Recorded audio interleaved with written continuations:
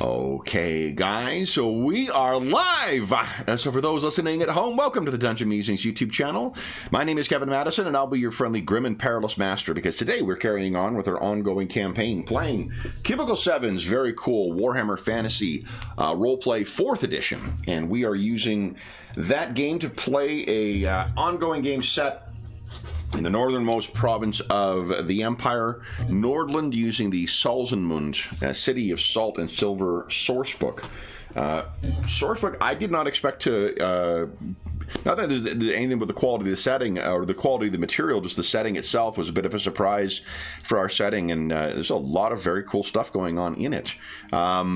And with me tonight are the stars of the Salt, Silver, and Sin campaign. I'll go the order I've got you guys on the screen here. Why don't you tell us who you are and who you're playing today? First up, we've got Darren. Hello there, I'm Darren. I'm playing Alwyn Coulson, who is a outlaw by career. He has got, as always, his trusty family sidekick, Astrid. Very nice. Next up is Sean. Hey, I'm playing Thognoth Barrickson, a dwarf of the Cragforge clan. He is an Ironbreaker. Nice. Next up is Carl. Hello, I'm Carl, and I'm playing Katerina of Shalia. She is a priest of Shalia. Nice. And last, but certainly not least, is John. Hey everyone, I'm John, and I'm also playing a priest, but a priest of Manon. His name is Talthir, and he is a Salzmunder human. Nice. So, guys, it has been a couple of weeks. We did play a pickup session of Alternity 2 weeks ago. But what happened a session before that? I do have 2 words to try and jog your memory, and those words are exposition grandma. Was that long ago? Was that long ago that we had the woman who told us about the strange goings on at this guy's place? Yeah, because you guys went back to last session, or at least the last half of the last session. That might have been 2 sessions ago with Exposition Grandma, but the last session, I think the substantive stuff that happened was someone was following the what's his name? Yeah, I was following him, but it was a... We staked out the bakery, basically. Yeah. So we staked out I wasn't bakery. there, right? I wasn't this one. No, you missed... Yeah, like you played in Alternative, I think, and then the 2 sessions before that you missed. Yeah. I was gone, yeah. Yeah, I think two before that. Yep. So, John, I think you missed... Yeah, last one. Yeah, last fight you were in was... Or last one you... No, you were here for Exposition Grandma too, right? We're for Grandma, but the 17 I wasn't here for. Oh, so. Okay. Yeah. So what else happened last time? I guess there's a couple of times. Thognoth needs a little bit of catching up here. I do. Last thing you remember was being attacked by some kind of... they were... what do you call it? I was saying Nezumi, but that's what we got. Skavers, yeah. Yeah. Skaven. Yeah, so I guess since Fognoth has been with us, we basically went and reported in to our dwarf friend, Mr. Grumbleshield, that we'd been attacked. And we also spoke to the elf that he's working with, which is, what's his name? Orhar. Orhar, that's it. Yeah. So there was a lot of concern. They upped the security on the dig site, I believe, but also on Grumbleshield's property to protect us and himself. So they were concerned at the site of the Skaven, or the rat people. We did a bit of investigation, found out that it was believed that this Amber Wizard Zakon was taking residence in this abandoned bakery on a sort of pretty low life part of town, sort of rundown bit of abandoned sort of part of town. We did some investigation, or we basically was keeping an eye on it throughout the night with mixed success. Oh, there was also, because I think Thognoth missed this too, but Katerina made a really exceptional roll for her when they sort of told you about the Oh, the other wizards. the other wizard, yeah. Yeah. Oh, yeah, that was it. Katerina remembered a wizard by the name of Balthazar, Yeah. who was the patriarch, I think. Balthazar Gelt, who was the Gold Patriarch and the head of the Gold College back in not Altdorf, but he was visiting in Ubersreich. Katerina's from Ubersreich, right? Not Nuln? She's from Ubersreich. Ubersreich, correct. But he was renowned for collecting elven artifacts. Exactly. So the there head of seemed to be a the bit of a connection there. Gold College has a particular interest in elven artifacts, and the wizard who's here, where is he here? Talther von Feelbaden. He appears to be, he likewise is from the Gold College, and he seems to be connected with secretly financing Grozim Grumbleshield's operations. Belt is. Katerina remembered Balthazar Gelt having these particular, when she was younger, she met him and remembered him having these elven artifacts around him, and just remembered like, oh yeah, it's something that this guy was known for. The head of the Gold College happens to have interest in elven artifacts, and you happen to have this gold wizard in a town that seems to be built on an isthmus. I don't know if you call a finger of land that goes out in the middle of a lake an isthmus or a river an isthmus, but let's call it that. I'm sure it's called something like that. Yeah, like I think that it goes out. Whoever is, And it's too small to be a peninsula, so it must be an isthmus. when I think a peninsula goes into an open you know what? I'll save it for. I'm sure there's some eager, angry geographer who's going to let us know what the correct term is. Let's leave it for them. I don't want to. We could probably look it up.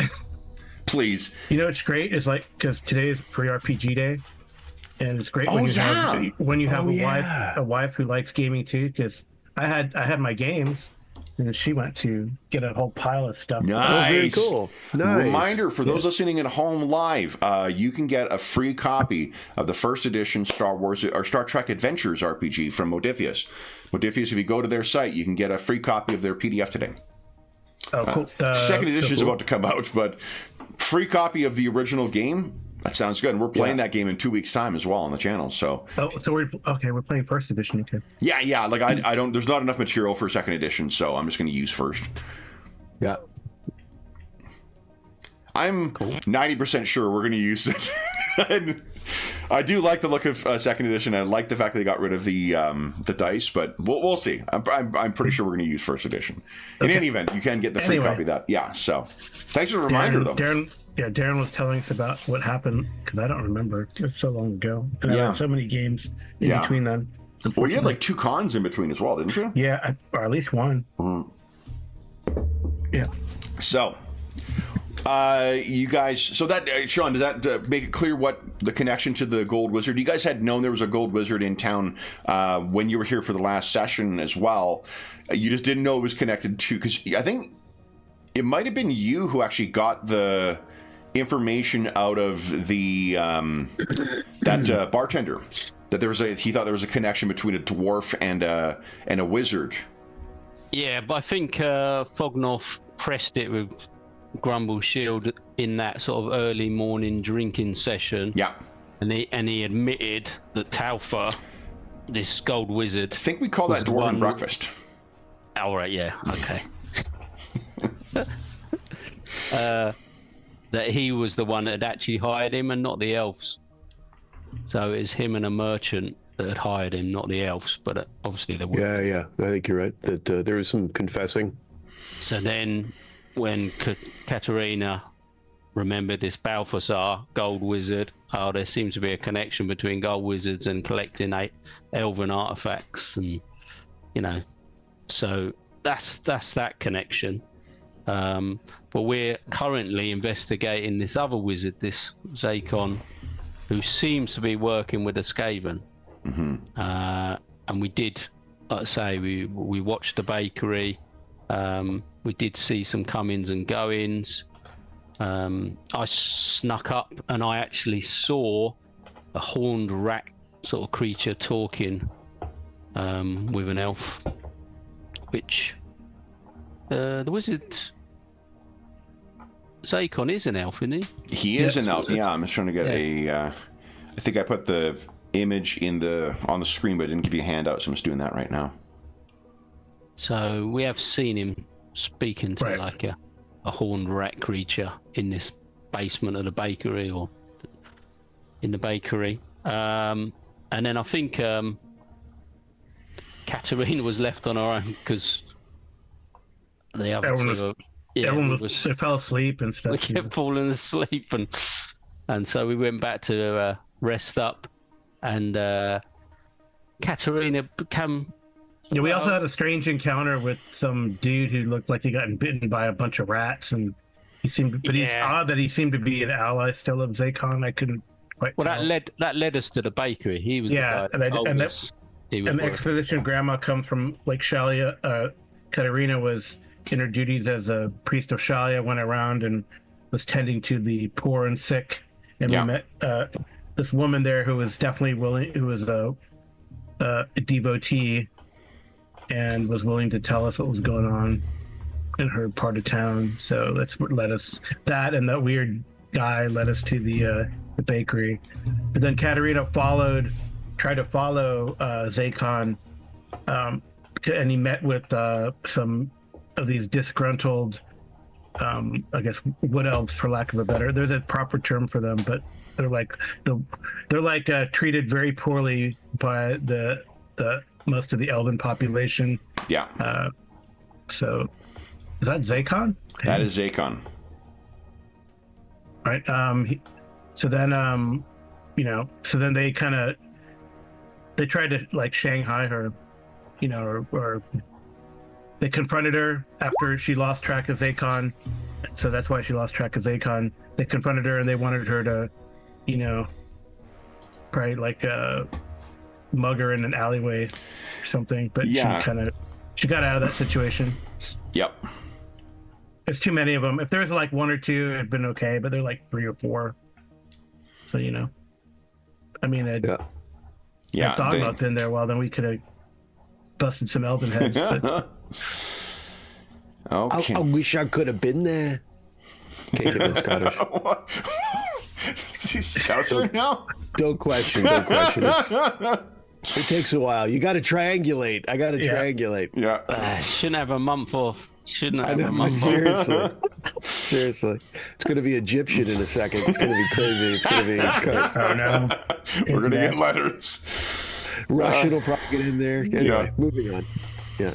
All right. I guess Russian would be a good, or a Slavic accent would work for dwarves too. Yeah, probably. Yeah. Or some Nordic. I couldn't do a Nordic accent. I'll end up sounding like the Swedish chef. Yeah. Yeah. Totally.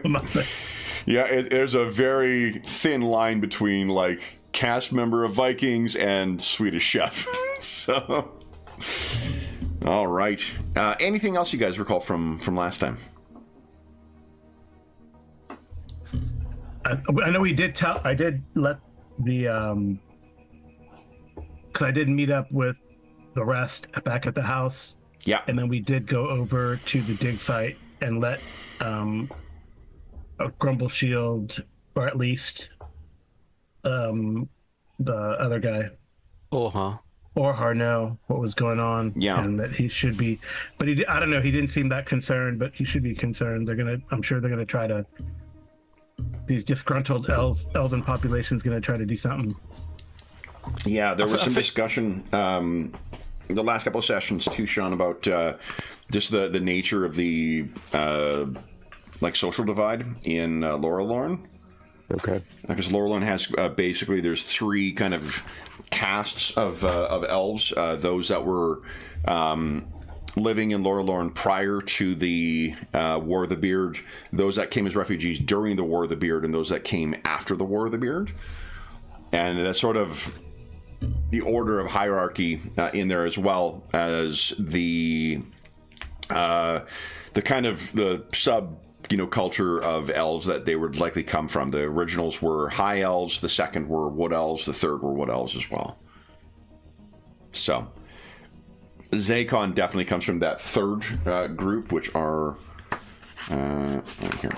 So that third group is the one that are kind of seems like they're disaffected, a bit upset. Yeah, right.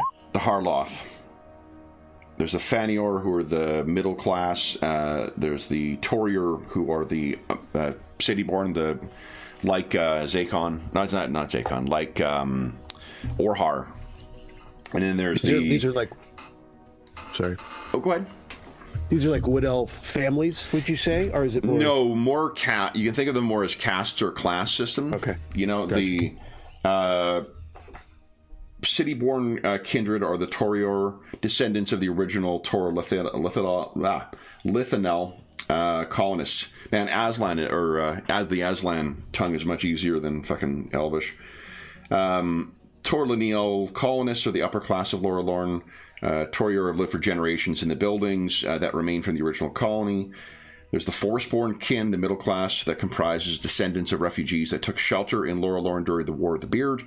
Fanior kin live in the woods surrounding the original settlements, where they enjoy the privacy of the treetop dwellings. And the younger kindred, the Harioth, elven families who arrived in Lorelorn after the War of the Beard, are not considered to have a birth kindred. Harioth kin are treated as the lower class in the Aeonir society. New arrivals live in caves and ruins at the edge of Lorelorn or wander the forest as vagabonds. Second generation Harioth kin can attain membership as Fanior kindred by passing a series of trials. Those who fail often migrate to the Empire. So it actually feels that trials thing as well. That actually feels very what do you call it? Tir Taranjir in Shadowrun in Oregon. I keep saying that your homeland is your state is a elven nation, John, in Shadowrun. Uh-huh. That's Tir Taranjir. So, yep.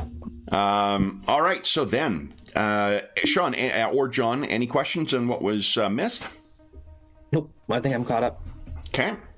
What's the current plan? What's the last plan? What's the what's on the to-do list? I feel like we were tasked to go take care of this. Well, yeah, I mean, they wanted us to. Orhar, I think, had asked us to sort of stay around and investigate this Skaven and the wizard connection. And I think we were at the point where we were discussing, while this wizard's out of the bakery, should we go and have a, snoot around and have a look? Because there's connections from this bakery basement into the sewers and other parts. So we think that, there's a good chance that it's connected to the Skaven and there could be some sort of hideout or whatever's going on. But while he's away, we could sneak in and have a look. I think that's when Katarina sort of reported back to us.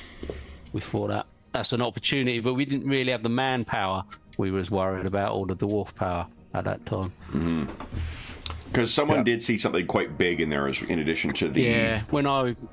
Yeah, when I looked into the basement, there seemed to be this like big shadow, like through a doorway.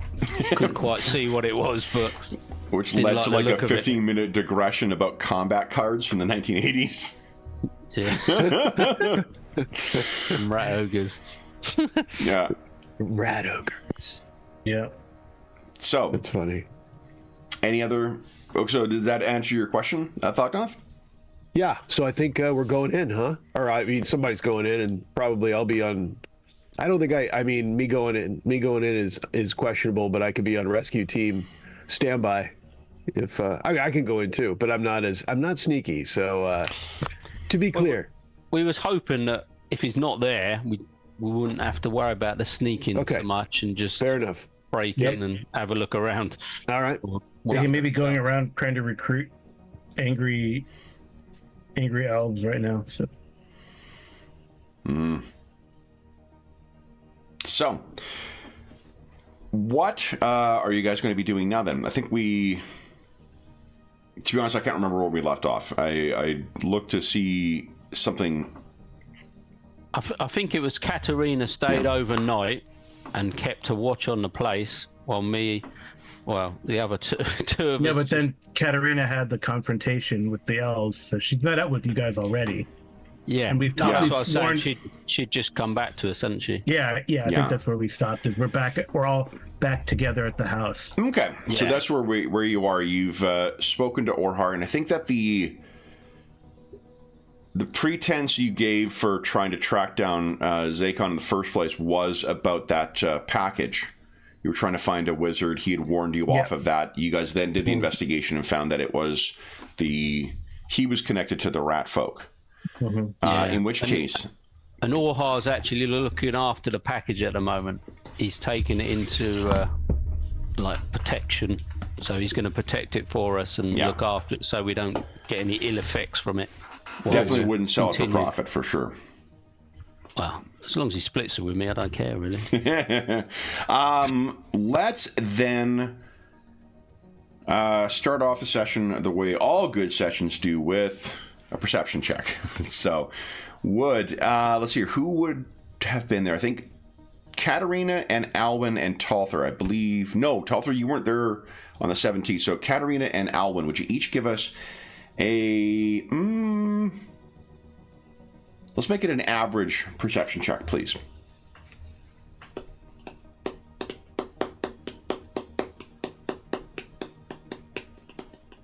Okay. Okay. So perhaps you're sitting around at Thognoth and Talther, you're asking whatever questions you're wanting to ask of your comrades to bring up to speed. You're shoveling some food in you. And Alwyn, there's something that dawns on you as well. You being attacked in the evening by Skaven, you then insisting on trying to track down Zakon for reasons other than what you told Orhar, and then coming back and telling Orhar there are that there were Skaven that he's associating himself with, that Zakon is. It dawns on you now, he seems to have taken your duplicity without comment. Put yourself in Orhar's shoes. You guys get attacked by Skaven. You're then approached by him and say, look, this happened, but we just want to find information about this stuff. We want to talk to this guy. And then you head off and talk to this guy and then suddenly come back saying, oh, by the way, we just discovered that there's a Skaven connection to him too. If you were in his shoes, would you not think, wait a minute, so you thought he was connected to this the whole time but you didn't tell me? He seems to have taken that without any kind of reaction.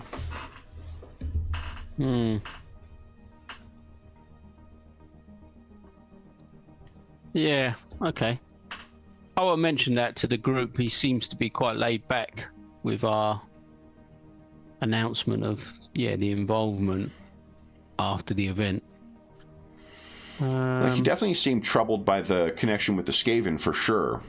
And he was concerned about the Skaven involvement with this, as evidenced by putting the protection here, or the extra protection for you guys with the Elven guards outside.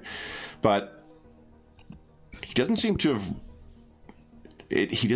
have mentioned or reacted whatsoever to the fact that you lied to him initially, or at the very least withheld some of the reason you wanted to take to... No, you lied to him because you told him it was a different reason for wanting to talk to Zakon. It may be inconsequential, but it's just something that it's worth... Yeah, I'll definitely mention it.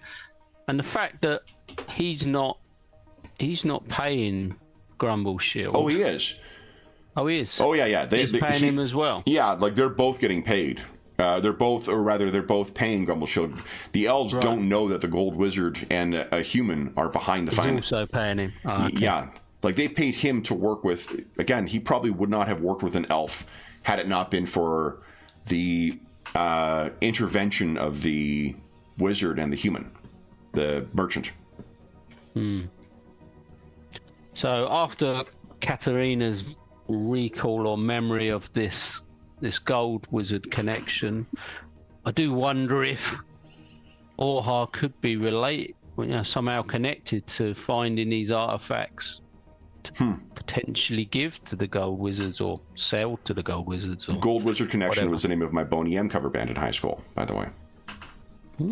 A good name. We were a good band.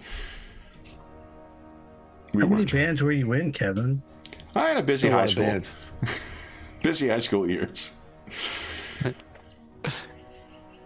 So yeah, I shall mention that as we prepare maybe to go and investigate this. So you think he knew about this the whole time, or what is? Well, he didn't seem. What does that mean? Yeah, he didn't seem that surprised. So perhaps he knows of the gold wizards, and perhaps he has connections to the gold wizards. So when we sort of said, "Oh, he's working, he's here, and he's working," If he wasn't with upset, other forces. it suggests he already knew about it, doesn't it? Yeah. And just what? Now there's a confirmation, or does? Well, it just means that he's potentially connected to this gold wizard that we didn't think he was. He was more worried about the Skaven. He was sort of a bit more surprised and shocked by the discovery of the Skaven, but he didn't seem to be that surprised when Zakon's name was mentioned in a different light, because yeah, we were looking for someone to tell us about this book or this package or this parcel, and he was sort of willing to tell us that we could try and find him. But then when we said that he could be connected to the Skaven, he didn't call us out. So yeah, maybe he knows a little bit more than he's letting on to us as well. Hey. What time of day is it, Kevin? Early morning. Early morning. I believe it was one because there was everyone was looking overnight, and then Katarina. Might be mid-morning by now, actually, because there was some other like moving around town, talking to people, stuff. So mid-morning. But yeah, this Zagon left the bakery and went to meet these other elves in the morning, didn't he? So Yeah, hopefully Katarina he's followed still him. out. Yeah, So he's probably still going around recruiting them for their, hopefully. Yep. for whatever they're gonna do. Well, you learned as well he had a connection to the Amber Wind, I believe. I think it's the Amber Wind is the wind of beasts. Who? That was who? Zakon. Zakon. Okay. Yeah, Gur, the Amber Wind, the lore of beasts. So, anything else? If you're thinking, Kev, are you just using this as an excuse to put an owlbear in Warhammer Fantasy? I don't like our odds of that.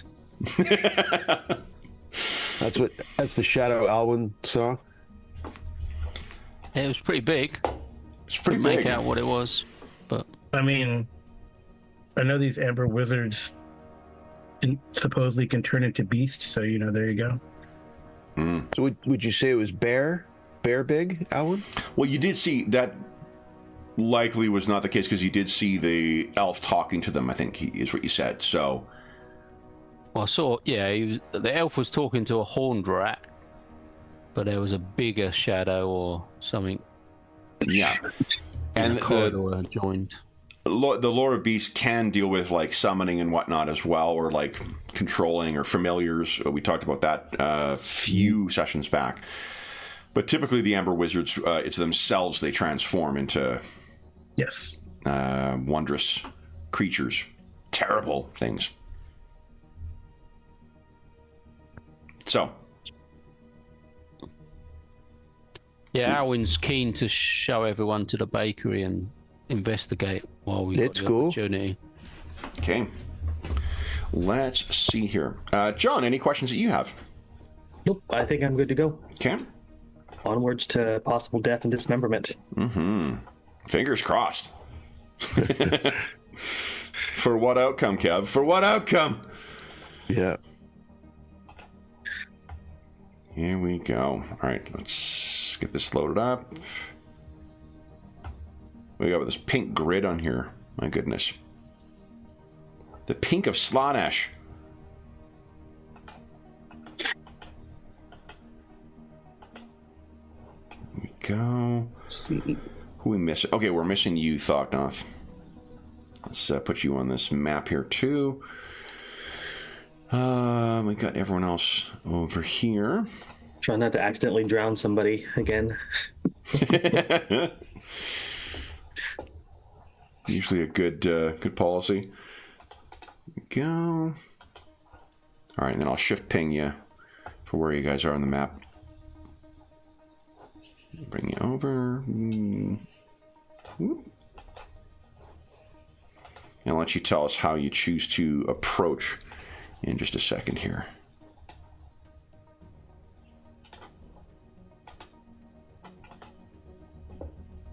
Big dwarf. Yeah. It's giant. Here we go. So you have a couple of different options for how you're approaching this. There's no like field on this, and I'll shift ping. Make sure you guys are coming. The bakery is kitty corner right here. I think Frederick's made an appearance and Talther has not. Oh, Talther, hold on. Yeah, sorry about that. So I saw three and assumed like, oh, I didn't see the dwarf. Not that I don't mind being in mortal danger. You can be the guy on the walkie-talkie. Yes. A safe bet. Here you go, Talther. One day I will be a war priest. Today is not that day. Oh, there's a great little supplement that they released recently for Dark Elves for Warhammer Fantasy. Oh, really? Yeah, Oh, yeah. is that pirate thing? Yeah, like it gives you a black ship worth of Dark Elves, but it's basically the same sort of treatment that the orcs got in Tribes and Tribulations, with a bunch of like new spells and a bunch of templates you can add onto Dark Elves and some new gear. It's really fucking cool.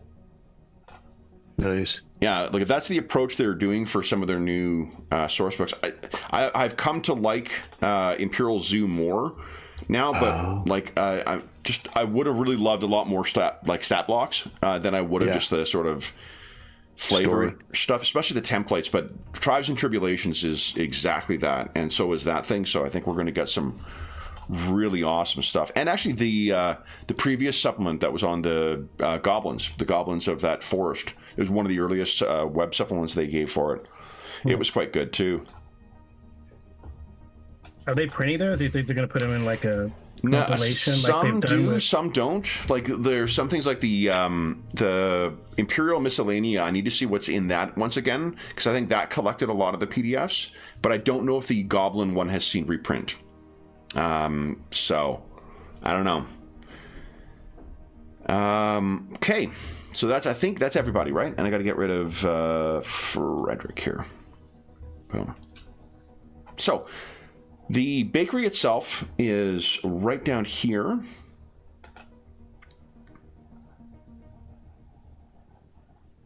And this is otherwise a pretty abandoned and derelict neighborhood.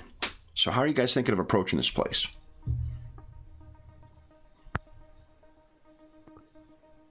Because last time I was looking in like a window here, wasn't I? Yeah.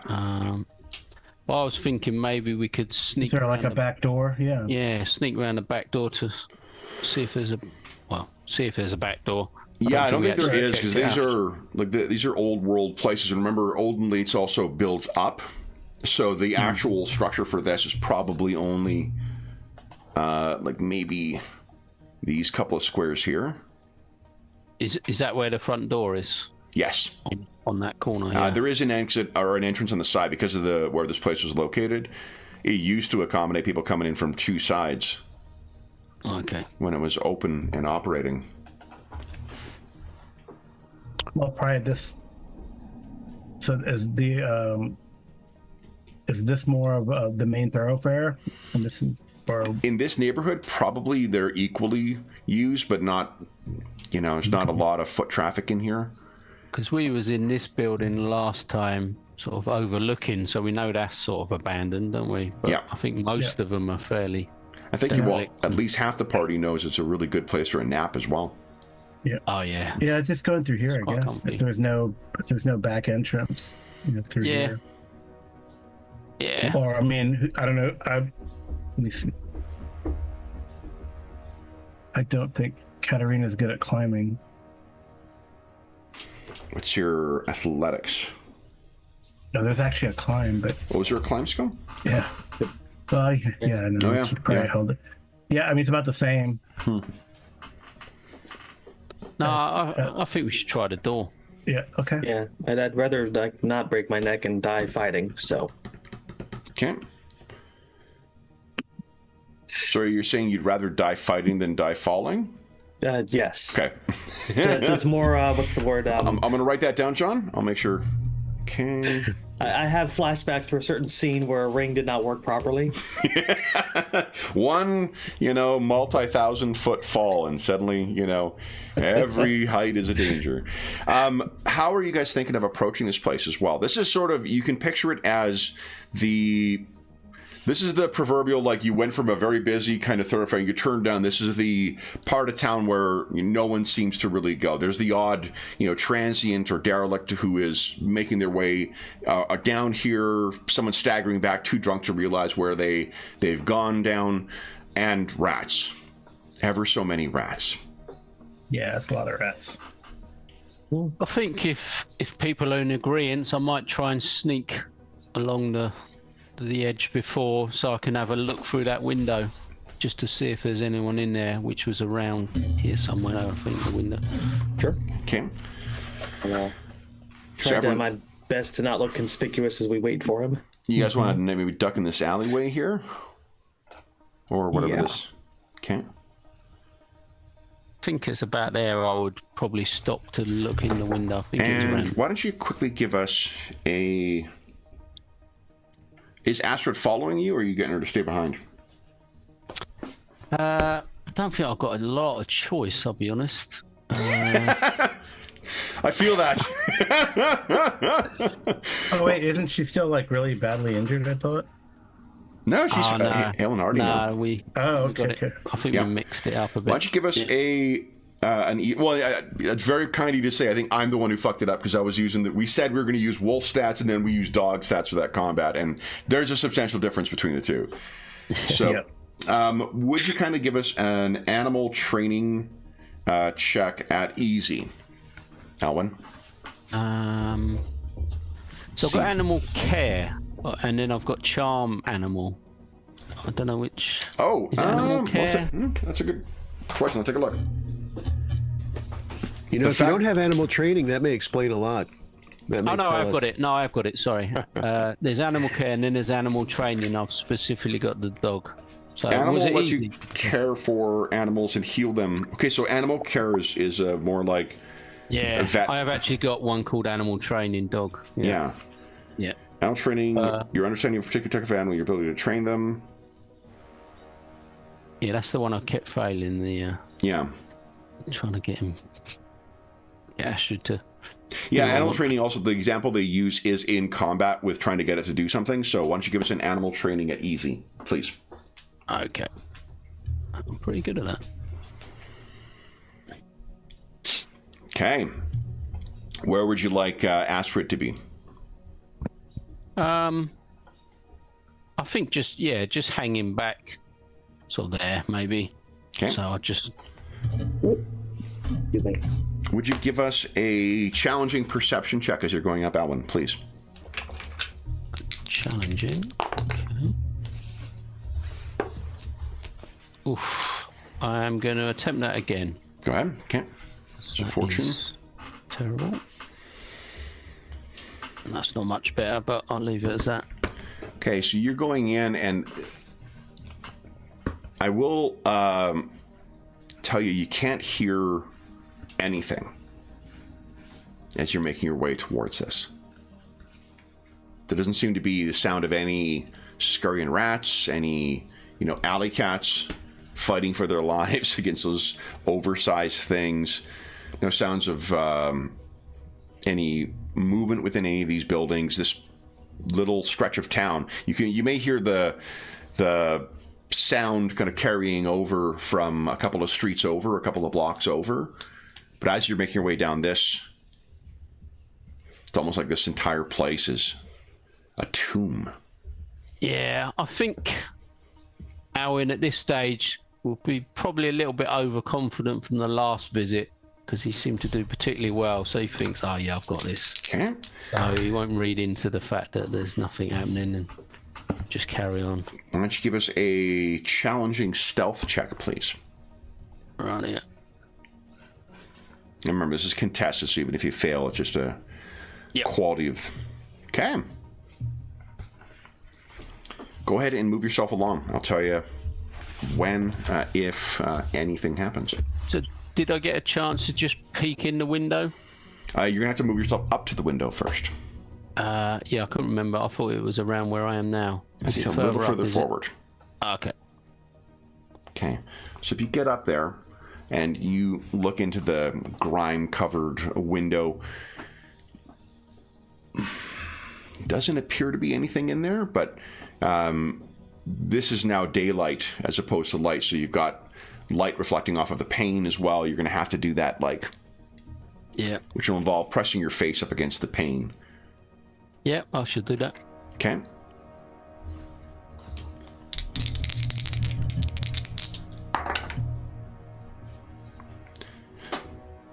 Did something move in there?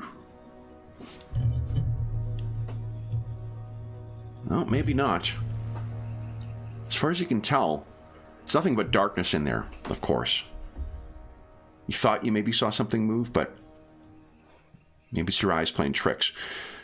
Where the horned rat and the large shadow were located, there's no sign, and there is no sign of Zakon either. But it is quite dark in there. I think the fact that I maybe saw something, I'm going to sort of call Astrid up. Okay. Just to see if she sniffs anything out. Sure. Or notices anything that I might have missed. Sees anything that you might have missed? You can pick her up. It's a heavy dog. Mm-hmm. Oh, is it a sort of waist height? Is it? Yeah, I'm picturing it would be... I mean, she could kind of hop up on her hind legs and look in, I guess. But, yeah, I think it's more sort of hearing or smelling probably is. Yeah, so she has the tracker trait, which is... I should have got my... I think she noticed the rats last time. Mm-hmm. And alerted me. Here we go.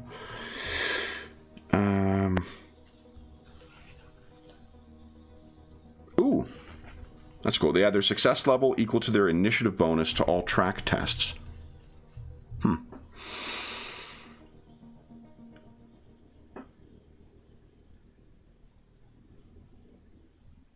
Would you give us a percentile roll, please? Oh, wow. So she comes up, and you can see as she's getting closer, she's about maybe like 2 arms length away from where you are when she kind of stops and the ears go flat against her head, and she's sniffing the air and kind of gives you a little bit of showing of teeth in the direction of the thing. She doesn't like whatever she smells in there. Okay. This is also, just to give context, a dog that sleeps in the alleyway with you, so it's not a matter of oh, I don't like the smell of the sewers. Yeah. She will then finish moving up towards you, but her head is fixed, or is turned towards whatever is in there, ears flat against the back, the fur and the ridge of her shoulders up. I think that's enough for me to return to the group and report in to make it clear that there probably is something in there. Okay. So the chance of an empty bakery just to poke around in is maybe off the table.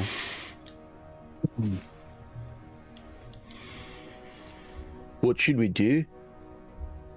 Breaking and entering, maybe. I think we should still go in, but I think the stealth method, although we don't want to be intentionally noisy, I think we're going to meet company, whatever we do. Which also means that the wizard will know we've been there, right? If there's any witnesses. Well, somebody will have been in there. Oh yeah. Undoubtedly know someone's been, but who? Yeah. Maybe we can cover that up.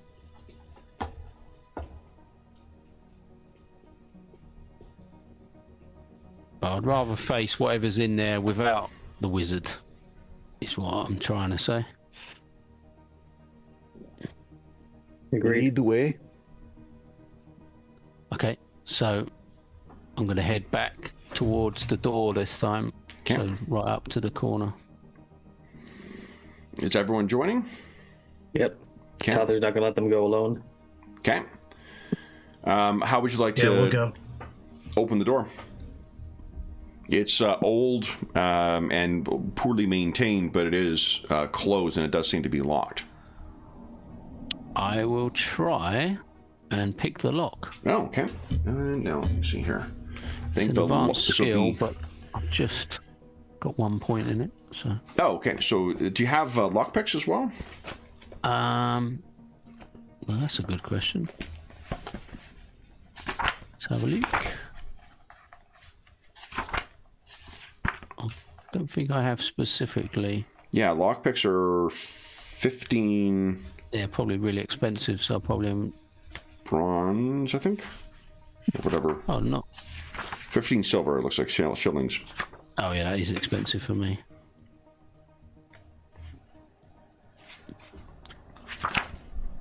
Oh, I could afford it. Let's take a look at the pick locks. Because you may be able to do it just with penalty. Because it says you can do it without penalty, so... Improvise some sort of dagger or... Take a what do you call it, a hairpin out of Astrid's ear. Oh, yeah. Okay, here we go. Pick locks. Okay.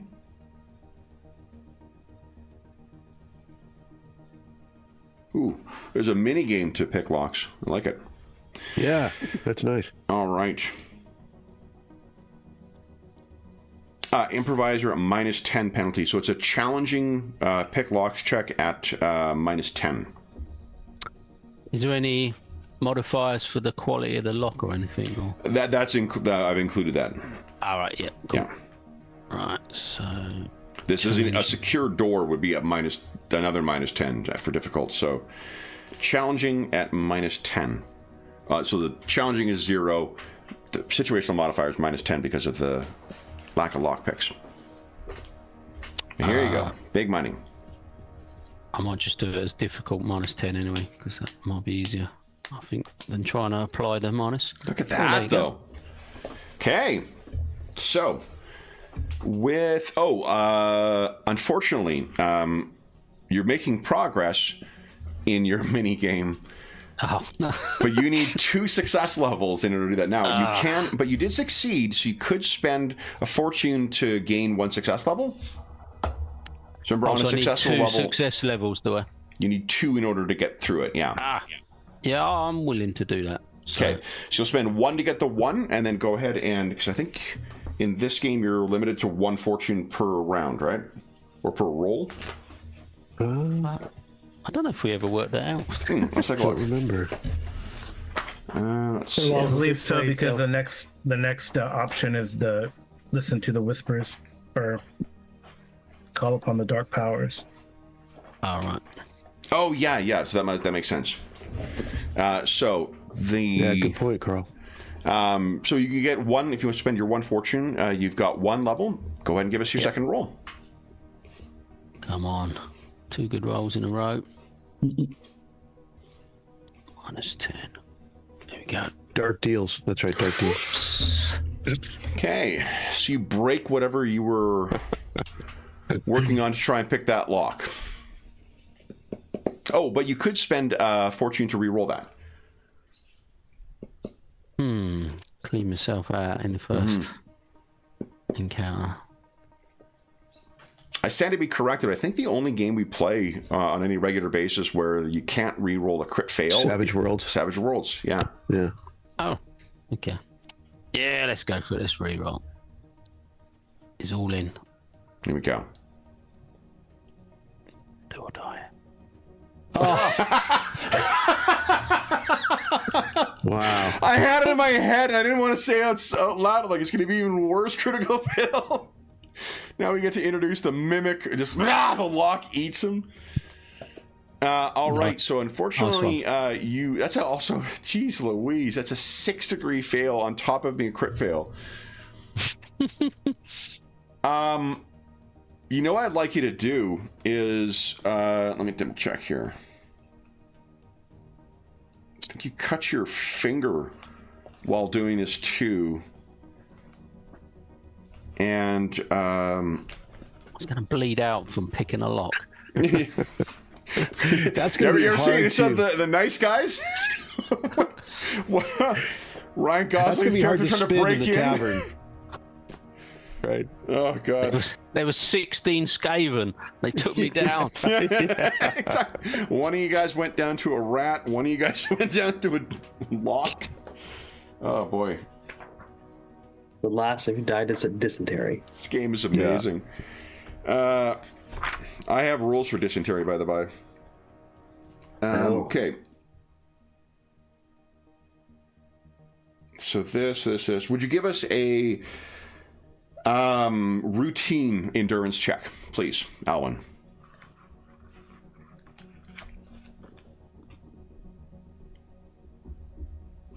That's average, isn't it? Routine. Oh yeah, right. Hold on. Again, I've already done it. I was joking last night about this is the game because Imperium Maledictum is so close to it. I routinely fuck up and remember their things. Yes, easy would have been the difficulty. So you're good.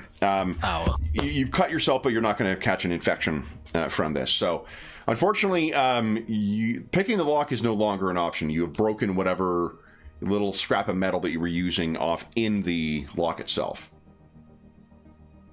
I'll sort of whisper to Fognoff. I thought I had it there, but it's not opening. It's still locked. What you telling me for? He grins like he's figuring you want me to take the axe to it, do you? Well, I don't know how strong it is, but if you could negotiate with it in some way. Negotiate. All right. I think I jogged it too hard. Move aside. Keep an eye out on the street up there. Okay. I'm going to take this corner and look down that street in case anyone's coming that way. Sure. Since we're there. Okay.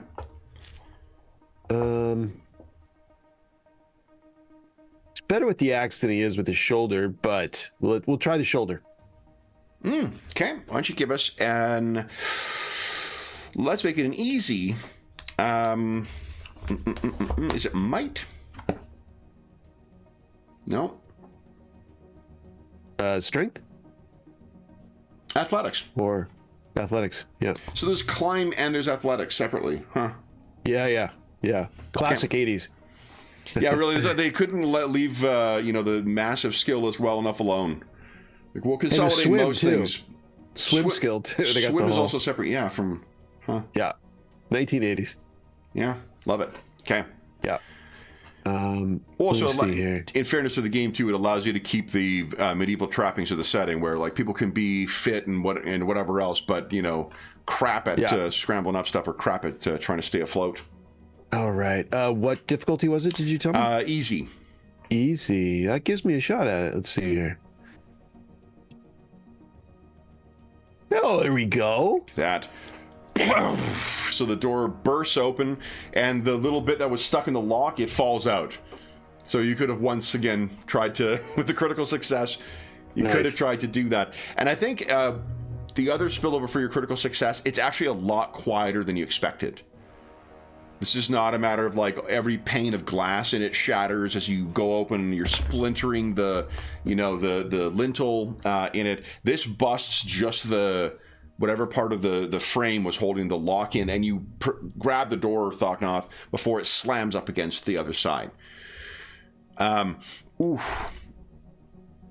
Although you may want to get some fresh air. There's an odor that hangs in here, Thognoth. Whew. I'm gonna have my axe ready, as soon as I can after I grab the door. Yep. You have a shield up as well? Yeah. Okay. Does it smell like death? No, Decay? it smells.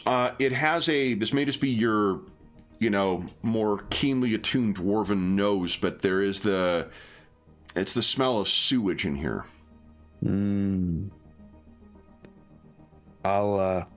Yeah, Katerine's gonna move up.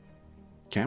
Yeah, I'll post up to the side of the door, let my eyes peer around. So this appears to be, there is, the look of this is the sort of what you would normally expect when you walk into a bakery. There's shelves in here. That looks like there is a opening that leads further back into where an oven would have been. But every window is grimed over, so the daylight that was outside is diffused to be offering only a bit of like a hazy, grayish illumination in here. Your eyes are, of course, more keen, Thognoth, so you're able to make out more in here. You can see where it has the look of a place where it has a look of effectively like a squat, in the sense that someone has not made use of this whole place. They're making use of parts of it and really only paying attention to that. So you can see shortly within here, there is off to the side, to the right of the door, there is a small area that looks to be where someone may be keeping some things. But otherwise, you could, I guess... I'll throw that out there too. I put it in chat. I have a combat aware talent just in case that comes into. Let's see here. You may take a challenging perception check to ignore surprise. Okay. Doesn't allow you to. Yeah, all that does is it allows you to when someone springs an ambush, to potentially have opportunity to act. Doesn't warn you about ambushes. So. Fair enough. Yeah. Doesn't take away my fun. This is why this game is amazing. So, what, with Katerina standing in the doorway here with, that's what takes away my fun. Way to get him, Carl. Thanks for backing me up, buddy. Get him. Hey, that's a random roll. I mean, when we make characters, that's like a random human talent. Yeah. So it's not like it's a neat one too. To be honest, like with a game that can be, I think the combat in this is not as deadly as it has been in previous editions, but that's a nice way of telegraphing threat in the game. So, Katerina, you definitely have a bad feeling moving into here. I have a bad feeling about this. Yeah. That smell. Yeah, it's not, and this is not a matter of I don't know, because it's not like it's not so pungent in here that no one could stand in here. It's more a matter of that Thognoth, just dwarves have, more attentive schnoots. So Thognoth gets a free ability on account of my love for Gotrek. I mean, what's our goal? I mean, if our patron and his elven companions already know that Zakon is compromised, I mean, so what's our? I mean, we suspect that. I guess we need proof, or what? That To gather information, I think, to see what we can see in here, and confirm. Maybe find a Skaven connection. Yeah. Okay. Maybe it's signs of them. Yeah. Maybe it smells like sewage because there's a passageway. Oh, yeah. We know it's connected to the sewer. And I stick my big dwarven noggin out the door and say, "Get in here, yeah, you lot." Yeah. Thognoth, did you make mention of the stink? I think my face made mention of the stink. Like I got like a wrinkled Yeah. wrinkled schnoz. And... So the rest of you, like, you're not necessarily picking that up. You can give us an awareness or a perception check if you'd like. This will be challenging for everyone other than Thognoth, whoever's standing inside. I'll walk in. Okay. Yeah. Alwyn, you can smell it as well. Tother, it's not. It's just not like it's not a pungent left something open. What it is a lingering odor in otherwise a very dusty and you know, impressive failure. Okay. Yeah. So like you're just all if Alwyn and Thognoth can, you know, you pick up the odor of sewage. The rest of you just it's the stink of of dust and flour and other ingredients for making bread and other baked goods, all desiccated down to dust at this point. Okay. I think Thognoth is going to try to find the origin of the sewer smell. He's going to start kind of giving his sniffs around the place. Thognoth, would you give us a perception check as well at challenging? Because Alwyn, what you hear, something skitters across in the rafters.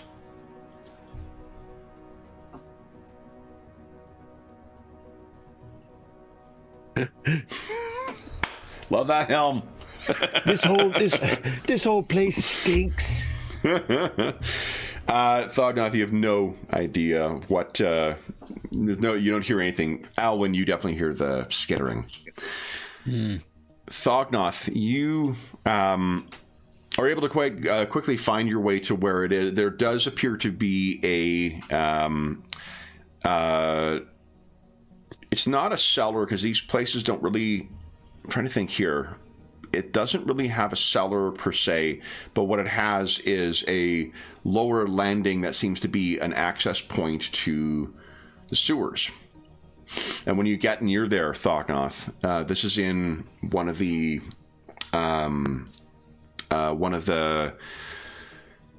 like storage rooms off from where the bakery is. You cannot have the foul humors from the sewer coming up and contaminating your bakery, although that might be why this bakery is no longer open. But there does appear to be something there, and you can give us, let's see here.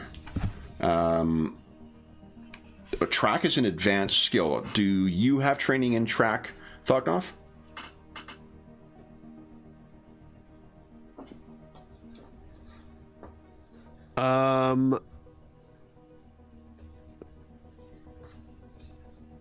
Don't think I do. I don't think you do either, no. No. But... So you get over there, and that's the source of it. Clearly someone was making their way up and down. Someone has been opening that and exposing this place to the whatever stench is down there. Alwyn, have you been following Thognoth along? Yeah, I'll be. Because you've got training in track, don't you? Yeah, I'm not great at it, but I have got a bit. Sure. So why don't you give us in this light, unfortunately, it's going to be difficult. Oh, yeah, this is going to be very, very hard for me. Let's try it. Whoa! Look at that. So you get over there, and for whatever reason, your eyes just, catch the right light, or you're adjusted to it. You can see there are some very large rodent-like tracks. You would think, given the assassins who attacked a couple of nights ago, these are the types of tracks that they might have left. And there's also a set of tracks that are much larger, of the same kind of character to them. Yeah. This, and I'll be pointing to him as Thognoth's there. This is what I was talking about. Look at these large footprints. This has got to be that creature I saw in the doorway when I looked yesterday. With a moderate or marginal success, I think you're going to easily be able to point those out. Thognoth, these are Skaven tracks. Skaven. Well, we found what we came for, I think. Hey, by the way, Kevin, I've got wounds. Do we know if my wounds would be the same? Yeah. Okay. Yeah, you haven't As healed. are mine. Okay. Yeah. You know, the typically the way that we play it is that if you've come back, whatever state you left your character in is exactly what you return to. Okay. So, what do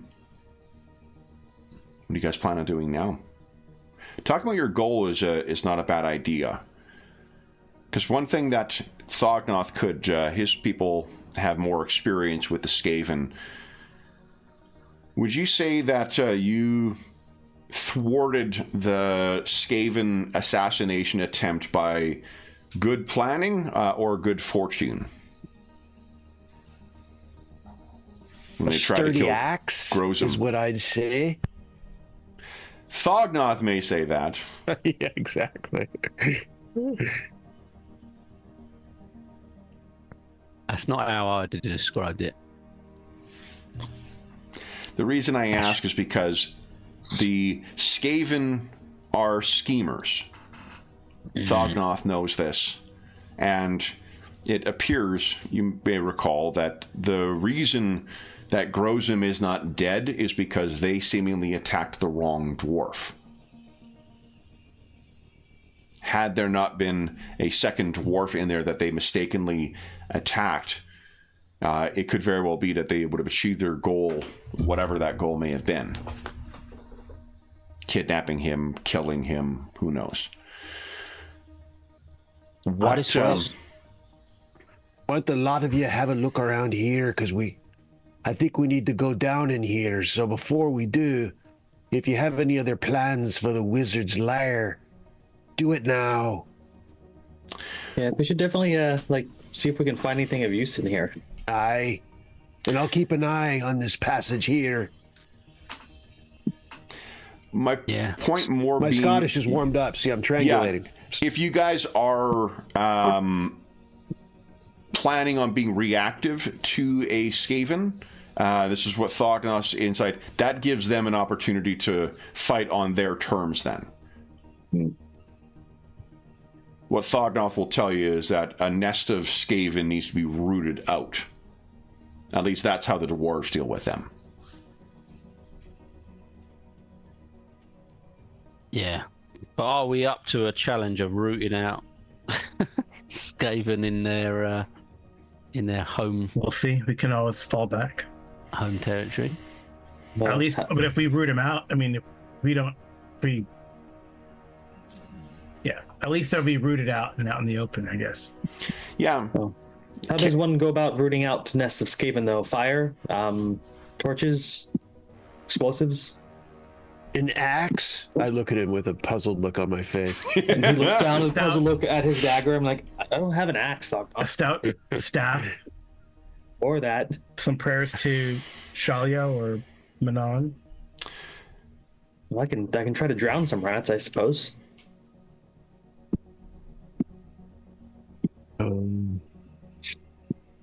Well, at the very least, see if you find anything in here you want, and then we'll follow it a bit down here, and we'll be cautious. Try not to step into any rooms full of them. Right. Yeah, let's see if there's any paperwork, communications, anything that might give us anything to Okay. what he's up to. So let's... I think it's going to be perception. Let me just quickly check the investigator career. So I wonder if they are not rangers, workers, I think. Yeah, here we go.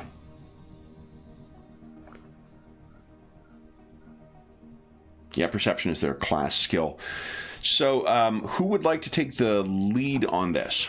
You're going to get the other... We'll give +2 success levels to whatever... whoever takes the lead. But it'll be perception at challenging. Isn't Alwyn isn't he like a mutant? No, that's the other one. Nah, I've only got 35 in perception. No, someone has night vision, but I don't know. Thognoth's got night vision. I do Oh have yeah, night for vision. sure. What's your perception, Thognoth? My perception is very mundane. It is 23. Well, the trouble If is, it's Thognoth is keeping an eye on the. The whole Yeah. Oh yeah, Got a, yeah. Oh, yeah. got a for this. 37 in perception. It's a little better than us, so you go ahead and take the lead there, Talthar. We'll roll around and see what I can find. +2 success levels in this. Okay, so you said challenging? Yes. Okay, cross my fingers. And target. Okay, just SL bonus 2. Yes. Okay. Nice. Really good. There you go. Oh, nice. Okay. So then that is a total of 5. It's really weird that it doesn't add the success level bonus in. It did. I was. Didn't it? Well, oh, no, it no, didn't. I don't think It so. didn't. Just lists it. I don't know It's why. listed. It just didn't Yeah. add it. Okay. Just it's odd. It's just you don't forget about it. I guess is the idea. Yeah, of and it. to be honest, it's easier. Like the Imperium Maledictum one, it always adds your success level into damage, but you can't add a success level in. So I think one of the reasons I suspect is because of the skills talent field. Because the talent bonus, the success level bonus on talents only happen if you succeed. So it does. Maybe it doesn't want it. It leaves that gateway up to you. Oh you yeah, know, fair to- enough. Yeah, that's smart. What I was going to say is like I actually prefer it being separated out because that's there's once or twice last night where we fucked up and we were adding success levels on top of whatever where the damage was when it already had factored it in. Gotcha. So, which is to say, you guys were playing on easy mode last night. No. Murdered a bunch of armsmen. Okay, so then That sounds like they're trucking with chaos to me. What's up with that?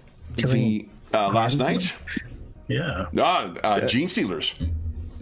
Oh. Yeah, they're filling out they're clearing out the We're part of a macro cult, huh? statue in Footfall.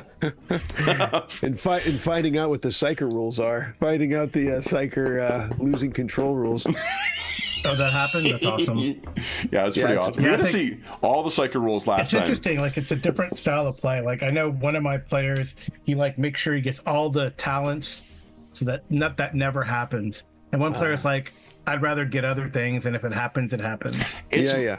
It feels like it's going to be much more common in this one because the way good. that purgation works in it, like the way there's the warp threshold as opposed to like warp points or whatnot. So it's really Yeah, that's interesting. cool. Yeah, so because mechanic. I feel like in Death Watch it was just you could make it Indemnify so that yourself? you would like just Yeah. made a Yeah, giant you can insulate like, yourself atomic against flame. that stuff. Insulate. Yeah, you can definitely not the insulate case. yourself and- That is the case in Wrath and Glory. This is the only one that uses the warp threshold rules that seem to be in the miniature game now. So.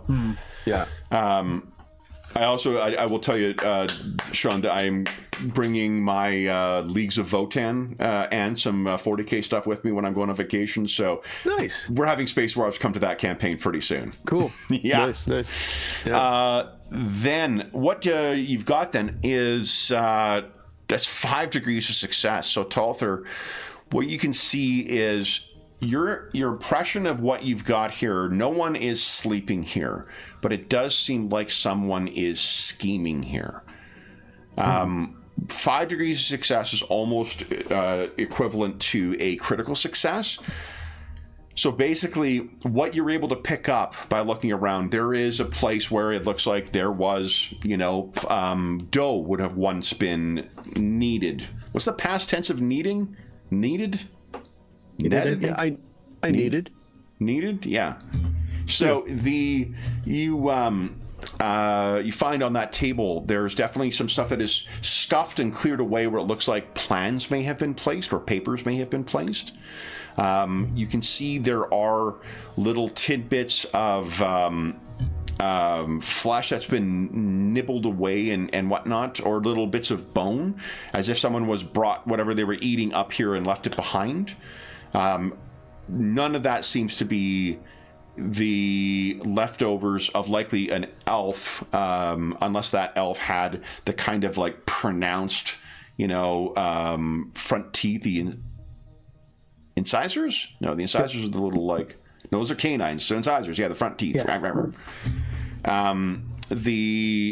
So it looks like there's been some pretty big rats, snacking on something that's been left around in here. Definitely it seems like some of the chairs and stuff may have been moved around as if people were moving to wait. And you can, now that you've been prompted by Alwyn's tracking, there's one or two places where there's a really, really big rat footprint, or paw print, I guess. Only that rat seems to be bipedal. There is also, you might recognize it as on an initial pass as like the sort of the strange disturbances from serpents. But I think you realize in placement to the footprints, there's a big tail dragging behind on something. Gotcha. So this clearly has been a place where frequent meetings between some of the Skaven and presumably the Elven Wizard have been occurring. I will share that information with the group and wonder, these Skaven are fairly adept at ambushes and traps, yes? Maybe we should be careful if we go down in their lair. If I were them, I would not want to be found out. I think you may even see, because I want to really give you everything you possibly can. There's also, it looks like someone has carved graffiti in some language that you do not recognize. So some bored Skaven has kind of carved something in low in a wall somewhere.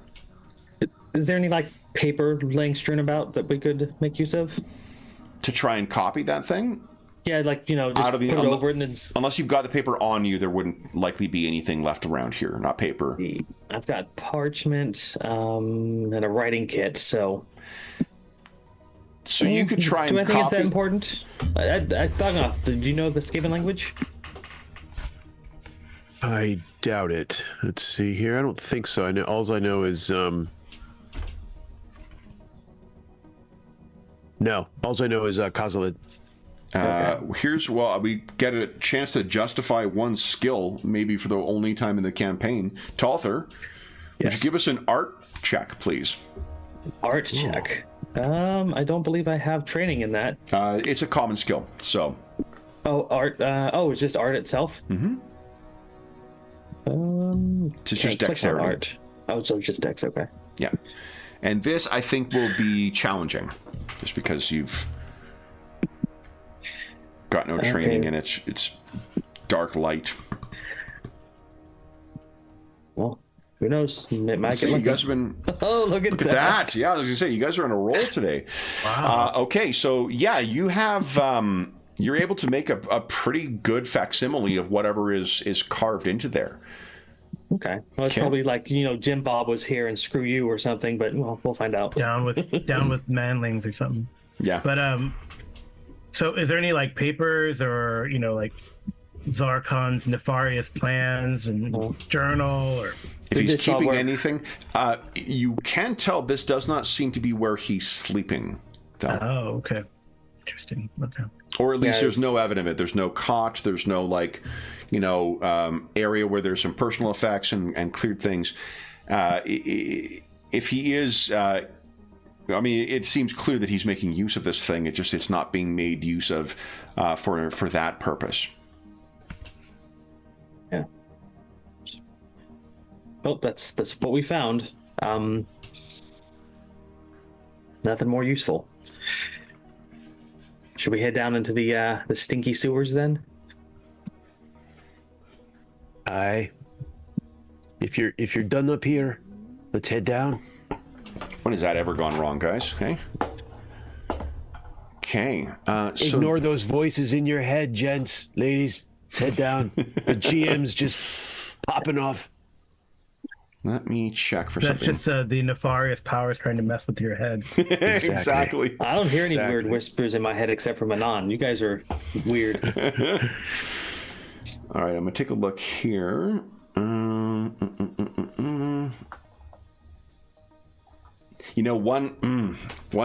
change they pushed through relatively recently that just the whole thing of them archiving games after a certain period of time. So you have to reactivate the games in order to get back in. Fucking pisses me off because, like, if I've got, especially for the transmogrifier, there are times where I'll want to use it and they're like, oh, you need to restore the game first. And it's like, yeah, game is currently frozen due to inactivity, so I have to go in and fucking restore a game to grab something. It's just such... That explains why I saw a Blast from the Past pop up in the recently opened games. I was like, hey, Kev's in that one. I remember that one. It is. It's because of this thing. And, like, honestly, like, I'm sure it's because they're encountering some kind of storage issues with so many people playing it and whatnot, but, like, that really feels like a fucking Roll20 problem, not my problem, for a service that I'm paying for, so... Which is a very ranty way of saying, why don't we take our mid-session break? I'll restore that game. I'll import the map I'm thinking of, and then we can carry on. Nice. You can all die hardly. Exactly. So I'm gonna go refresh my. I still have the Skaven blade, by the way, Thognoth. If you want to borrow it. She's keeping it. No, not for me. All right, so why don't we take our mid-session break now, guys, and then we'll come back and I will have the game restored, and I'll have my map transferred over by then. So for those listening at home, we'll be back in about 5 minutes.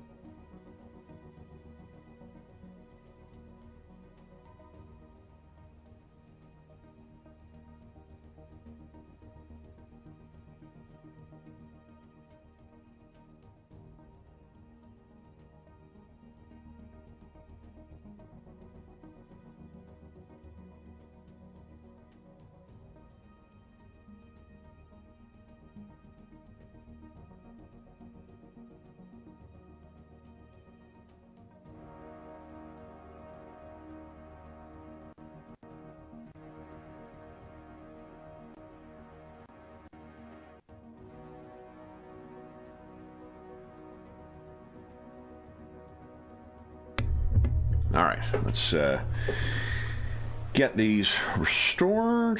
Where the heck are we?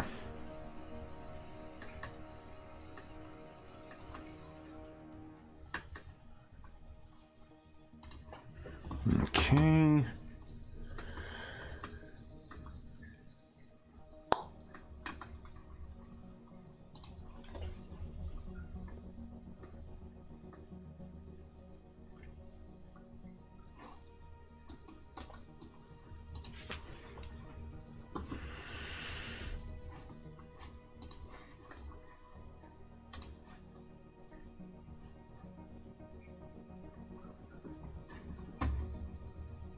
Okay, there's one I need, and where is the second one?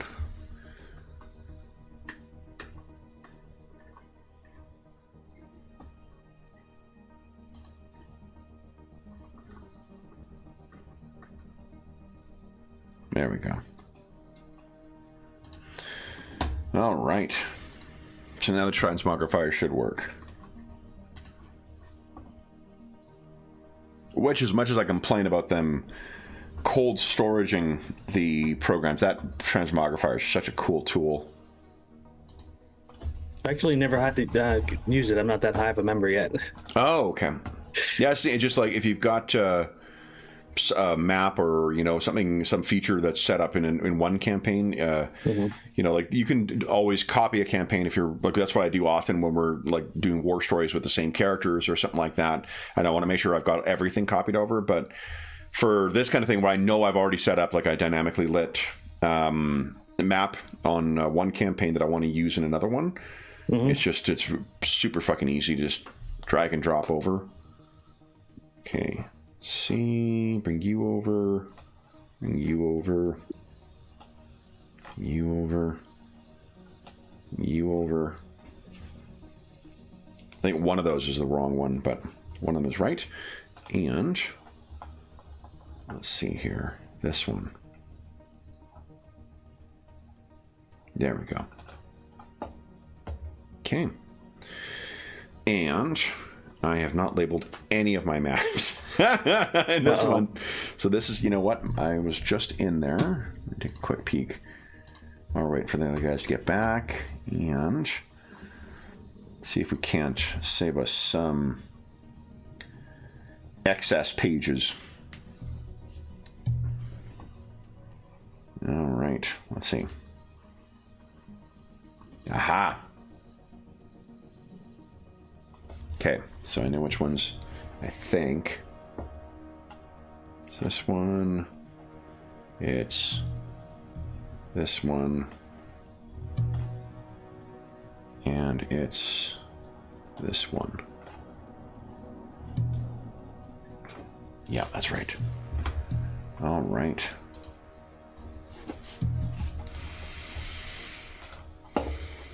Okay, let's see. Let's see.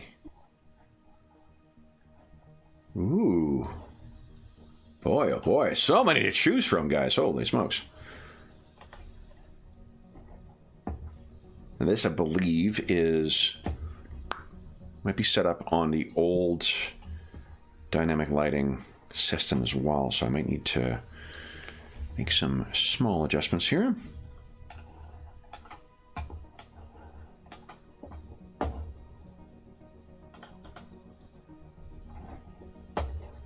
Oh, for one, I do need to get rid of the player characters from another game.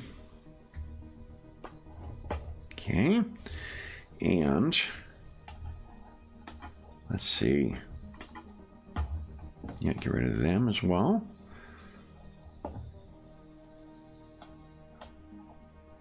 Oh, they might be in the GM's layer. Yep. Okay. Boy, oh boy. Sean, you're getting your fill of dynamic lighting this weekend. Oh, yeah. Okay, and let's adjust this. Dynamic lighting on. Let's see here. Restricts barriers. Gym opacity is jacked up. Okay, so that's good. Then, oh, what is going on? Oh, there we go. I was thinking through. Did we set the scale correctly in here? We did at yards. So 1 yard per... Wait, is it 2 yards per... No, 1 yard. Okay.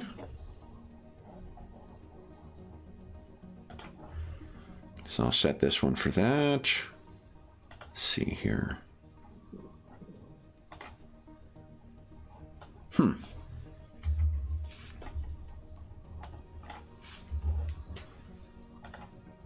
There we are. Now, Does everyone have sight, I wonder? Let's see. Thognoth, your night vision. What does that do again? You need at least a little bit of darkness, or a little bit of light in order to see. You see how I made my save versus talking about Gotrek and Felix again? Ooh. I didn't mention those same lights Yeah. from that first novel. I realize that sounds like I'm mentioning it now, but I'm mentioning it to mention that I didn't mention it. So, Sounds like a loophole to me. it does seem the kind of thing that a lawyer might come up with, yeah. Fine print. Okay. So, Sorry, I was back a little tardy. Here's the oh, that's awesome! Well And done, dice Amy. and- Holy smokes. dice and dice bag. Yeah. Very cool. What was out? They just gave me. Well, I think for me there's like a little Roll20 card. I don't know. And there's like a deck building thing. Cool. This is what happens when Yeah. you send your wife. Yeah, that's what happens when you send Amy. Amy made her charm check and got a Absolutely. critical. Critical And just because success of what on I the loot Because finding. other people in this. Yeah, so this is a cool. Oh, sorry. Oh, go ahead, Carl. No, sorry. Like I hit the wrong thing. But this is like if you ever play this is thing that's called. What's it called? The raccoon one. What's it called? Like, it's a. Which It's is like slightly It's over. like you play raccoons. You play raccoons and you go trash hunting but they're like raccoons Awesome. that makes. So they had a adventure for that. This is the whole Kickstart, Carl. Oh wow. This is the Kickstart. She did get the good thing. She got like the Dragonbane, the DCC, Nice. and then now it's crazy. There's a lot of 5e stuff. Is this a duplicate? No, I don't know. I got that. Awesome. I gotta go on. Yeah, there's a lot of stuff. I still have to go through it. I have to Well go through done, it Amy. In between games. Yeah, Okay. yeah. So she goes, at least I can keep the dice in the dice bag. That's all Nice. she wants. No, I don't know. 'Cause She doesn't run. She should run stuff, but I keep telling her she should run stuff. Heck yeah. There's never Okay. too many DMs around. No, Okay. that's a lot of stuff. Yeah, the Dragonbane. The cool thing, the werewolf one too. I kind of wanted. Oh, And then that's she- awesome. And then she wants me to run I don't know how they're gonna work, but they did a Renegade, did a Transformers, GI Joe, My Little Pony, I and saw Power that. Rangers Yeah. mashup. So Yeah. we'll see. That conversion book for Power Rangers, GI Joe, and Transformers was actually one of my favorite source books they've released for it so far. Yeah, that's good. I just haven't gotten it to the table, unfortunately. Like I wanted, there is like a cool, like the Cobra game, or I don't know if it's GI Joe or Cobra, but the Emerald Obulette. There's like this Yeah. adventure that came with the screen, Yeah. and I was going to merge that with the Two-Headed Serpent, the Pulp Call of Cthulhu adventure. Oh, nice. Because it's a great, because there's that whole like snake people. Sorry, Yeah. spoiler for everyone who's never read GI Joe. Yeah. There's a snake people cult in the background of Cobra. Yeah. So you could actually play like Cobra, and go through that Emerald Obulette, and the other go, hey, what the hell's going on? I signed up to be an anarchist and cause havoc, not worship snakes. So Yeah, it'd be kind of fun to run that. It's one we of these did days. when we played it before the thing I think I screwed up was I made the character start at first level, and the first level you're not getting a good enough sense of No. of what the game's actually capable of. Yeah, last year's free RPG was like 10th level, which was really nice. But I mean, that definitely Transformers overshadowed the GI Joes. Shoot. It did not bring over the dynamic lighting for this. Nuts. Oh, it sucks. Hold on, let me see here. I think it's Oh because man, we get to see the whole map. I think I do have a couple other ones here though, so let me just take a look. I think I've got another which will serve just as well. And I think it was made more recently, so it might have the actual dynamic lighting done on it, which it does. Awesome. Okay.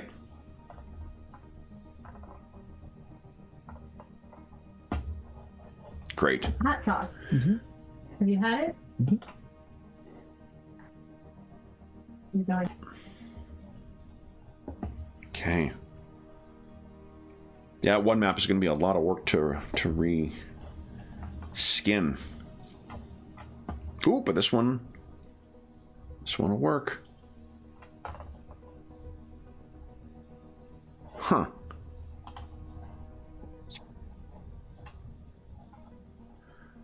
Okay. Sorry, guys. I thought that I had one more.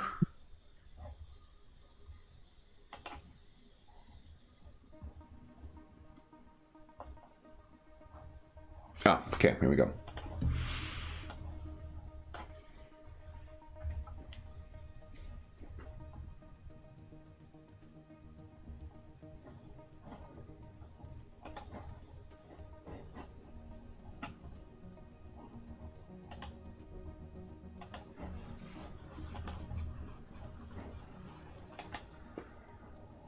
Okay, got your characters here.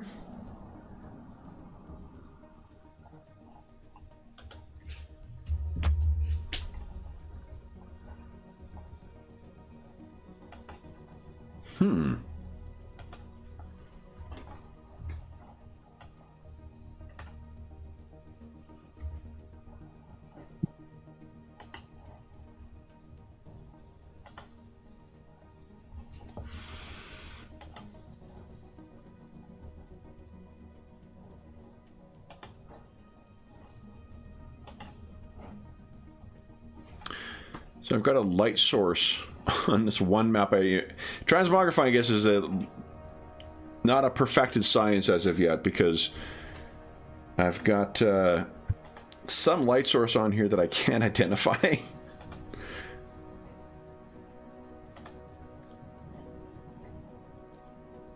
Which will be fine. Okay. Now, let's talk about you guys going down into the sewers. Does anyone have a lantern?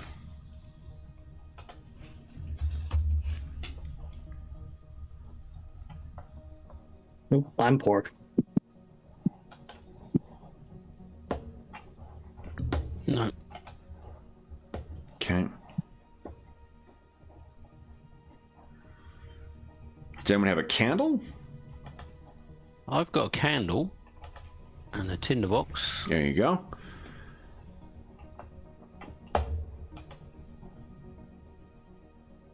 See. No.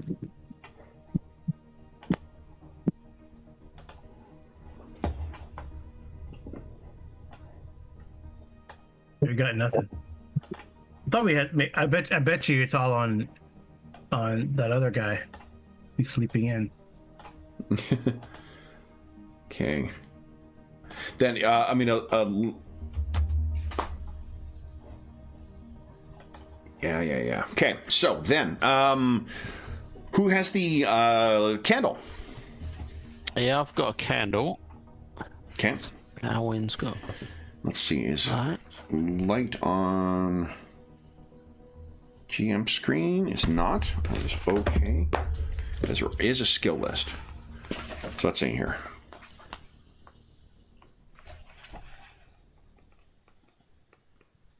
Light 241. It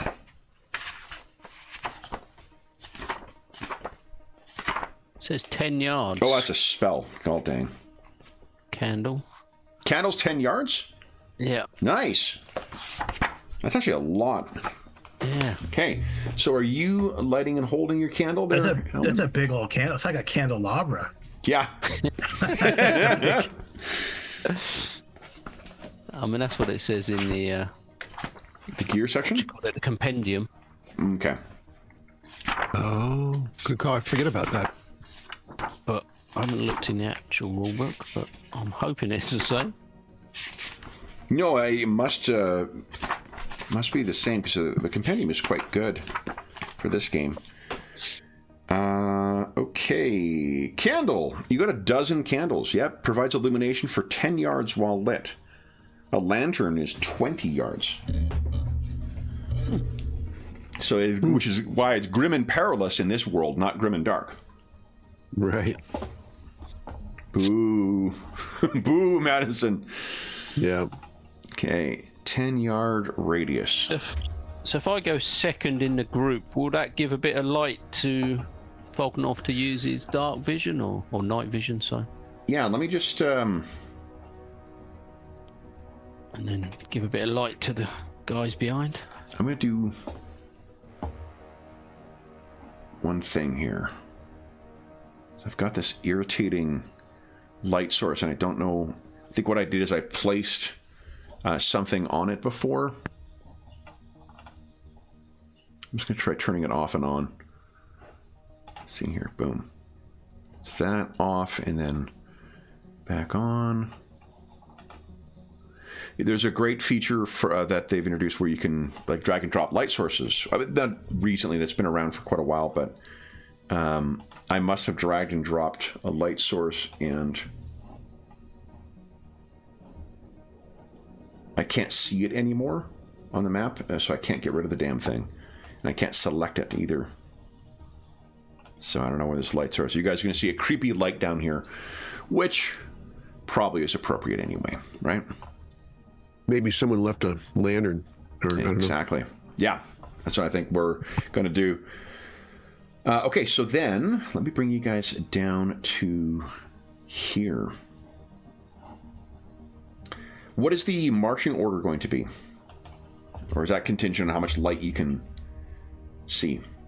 Well, yeah, it was dependent on whether Fognoff could use, like I say, his night vision with the candle behind him. Would that give him enough light to use his Yes. night vision? Let me Yeah, just Thognoth is the obvious first, I think, both from a martial and night vision standpoint. Yeah.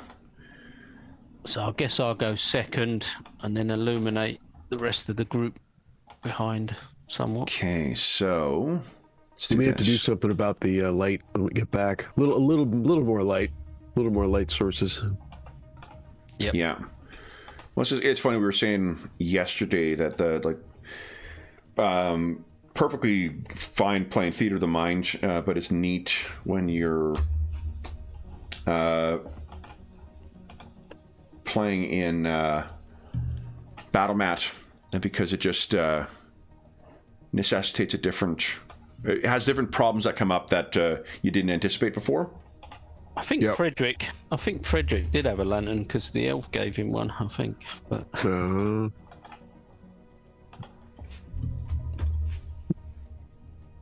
Okay, something's screwing up here. Because you should have now 10 yards of light, but something's going wrong. Try to turn this off, turn it back on again. There we go.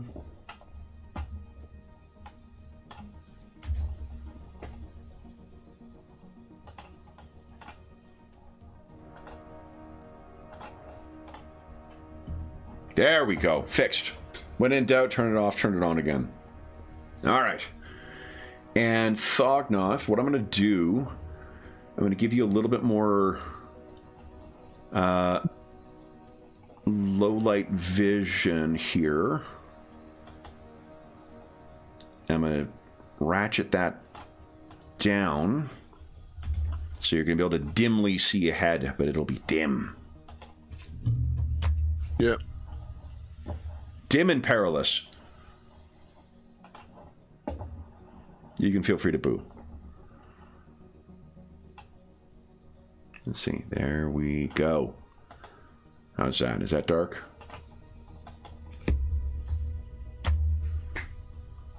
All right. So, here is our map, guys. Let me bring you on over. I think everyone is set. I've set the proper things here. There we go. Holy smokes, it is. There we go. Finally snapping in. I'll shift ping you guys. Here we go. Now, can everyone see just around where they are? Mm-hmm. No, I can see quite a distance. I can see up to here. Yeah, there's a light up ahead that I simply cannot get rid of. That's So, that would be the one that is the inescapable light. Okay. So, then, let's talk about movement, because we haven't used... Well, we have used a battle map, but it's been a couple of months before, just as a reminder of how fast you can move. You guys... do you have a 4 rate, I think, for dwarves and 6 for humans, or... I got a For 4, humans. 4 for humans, yeah. 4 for humans, and what is the dwarf? 2? I'm a 3. 3, okay. You're speedier than I thought.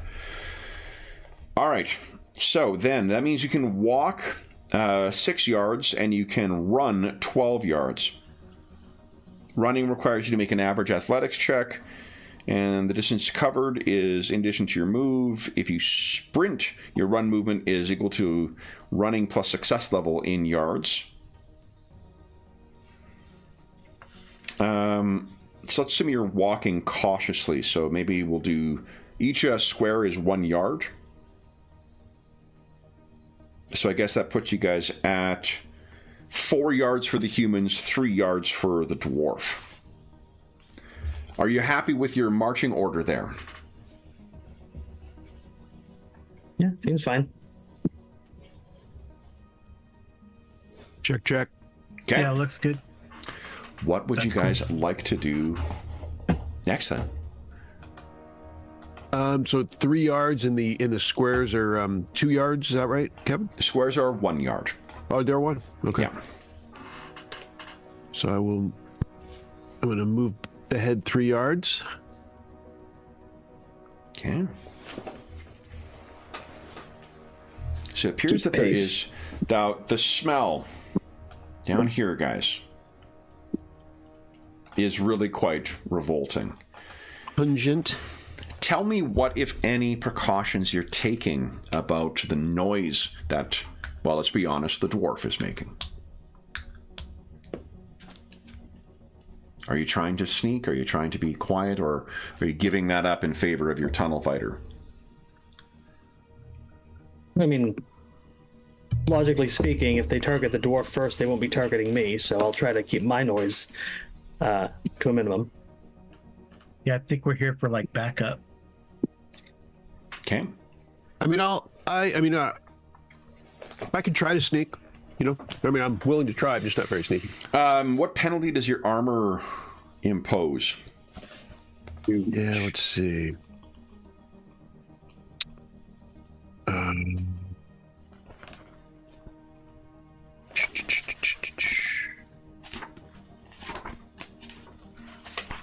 seeing if I have it recorded in my. Maybe just better to go to the CRB armor section. Yeah, I'm in there right now. Page 299 to 300. Nice. Any penalty for wearing that specific piece of armor in addition to the encumbrance. Some armor brings a penalty if you wear it, such as wearing chain brings a penalty of -10 stealth. I have a breastplate. Breastplate is no penalty. Do you have plate leggings? Bracers and leggings. Bracers, no penalty. If it's plate, leggings. Is it plate leggings or some other kind of leggings? I have plate leggings, so -10, eh? -10 stealth, yeah. Wearing any metal or plate also confers a penalty of -10 stealth each. So that's -10, -20, you can stop. -30. It's okay. It's okay. You could. We're in negatives. 1, 2, so it's 3, 4. But it is a contested roll, though, right? So like it's. That's true. That's true. You know, you're still. And I want to say between 1 and 5 is always a success. There's something in my mind that tells that I think that's true. One, it's also I routinely tend to roll high, so like you guys play these games in easy mode against me because I can't succeed in a skill test to save my life. But you got 1, 2, 3, 4 things, so it's -50 in total. And I will have you know that this is my best stealth down here as a tunnel fighter. Of course it is. Not that means much, but it is a little bit better than the. Absolutely. Give us that roll. Let's see. What should I do this? What should I do? Doesn't with it this? prompt for a modifier? It prompts for difficulty, But not for a first modifier? thing. Stand by. Let's see if Okay.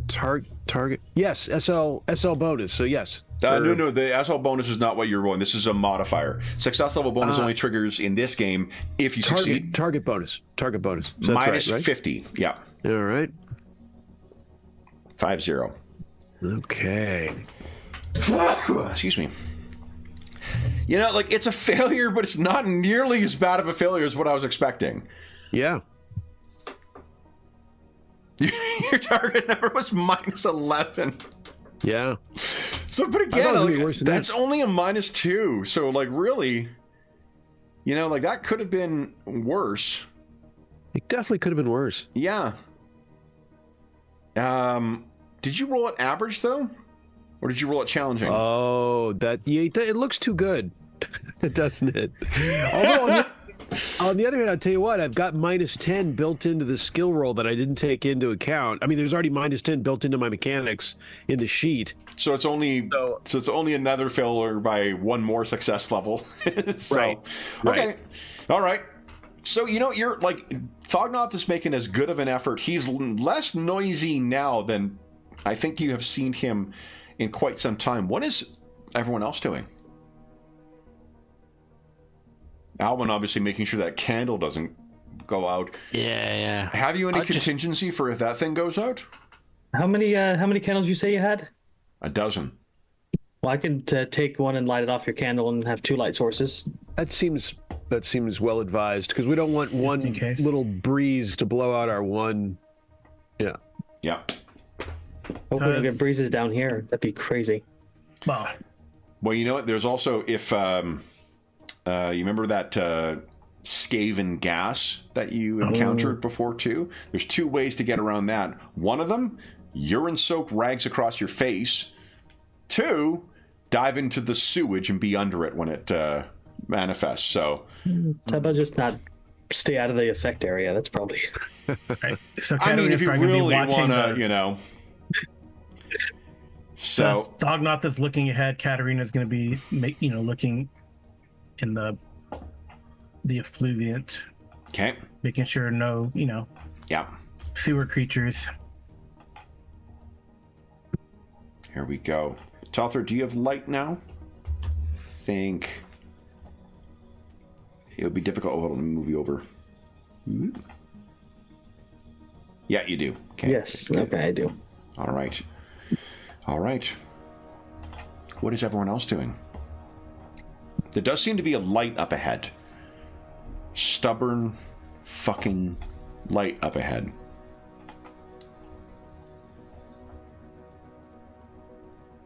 Moving on up. Thognoth moves ahead. Okay. Something's going to keep an eye behind us and Okay. make sure we don't get snuck up on. So that's 2 of you who are keeping an eye out. Why don't Talther, I think we determined you have the higher perception. Why don't you give us a perception check with +1 success level? Okay. Perception... Challenging? Challenging, yes, please. Okay. No. So But what's it is contested though. So, and you do have a success, a bonus of. Oh, yeah, that's included in there already.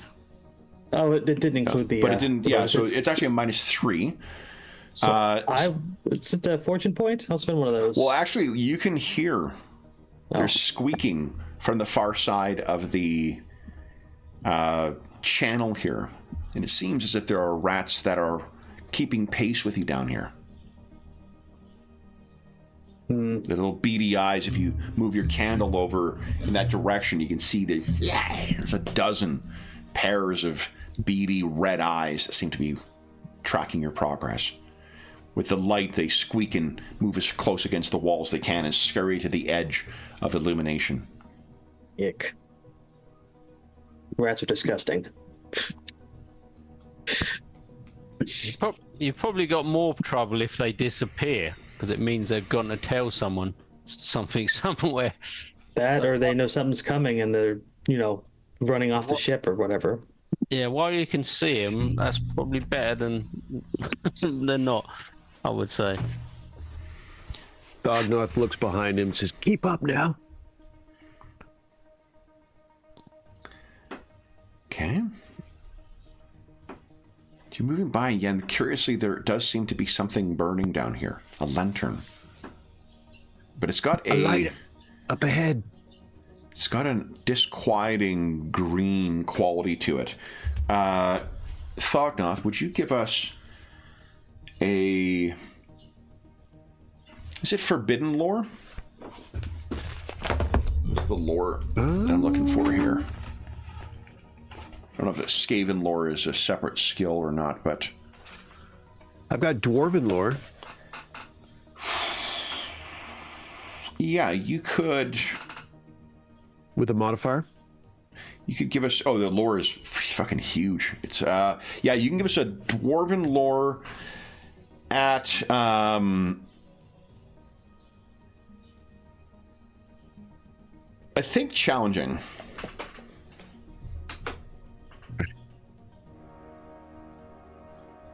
You know, fortune point that? Yeah, I guess. Okay. Let's see. Alright. Challenge. There we go. Nice. So you move your way up, and what you can tell from that light is you were taught one of the things that a Skaven do. The science to create ever-burning light was, or the alchemy, I guess, technically, was something that the dwarves of old had mastered. That science, in the course of the long years since the War of the Beard and the decline of your people, that is a science that has been lost. The Skaven have a similar... I mean, to call it similar would be insulting to dwarves, so of course I would not do that. But there is a mockery of that lost art that the Skaven use that create not perpetually burning the way that dwarven lights will, but it might burn the lifespan of a dwarf using their foul alchemy and that forbidden toxic substance warpstone. That likely is what is burning down here. If you had any doubt about the presence of Skaven down here, there is no doubt any longer. It also probably rankles you a bit to see them trying to mock dwarven creation this way. They probably stole it. Everyone hears me mutter.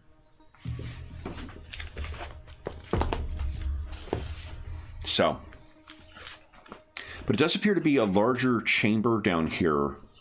Yet another sewer. This is much larger than what you would have expected under this the city, most definitely. And there is a lot of human cities because of the alliance between the Empire and the Dwarves, or at least Sigmar and the Dwarves. Many of the sewers and foundations of the cities were built by Dwarves. This does not seem to be a Dwarven creation.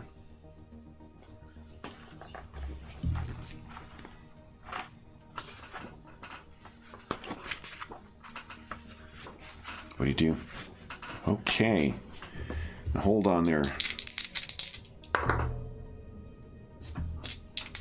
Astra or Katerina, what is your intuition score? So Katerina's intuition is 35. Okay.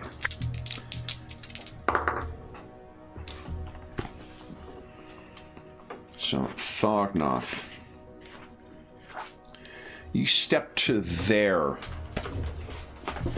And unfortunately, your attention seems to have been focused on the lantern and not at the long shadows cast by it. That raised platform right there.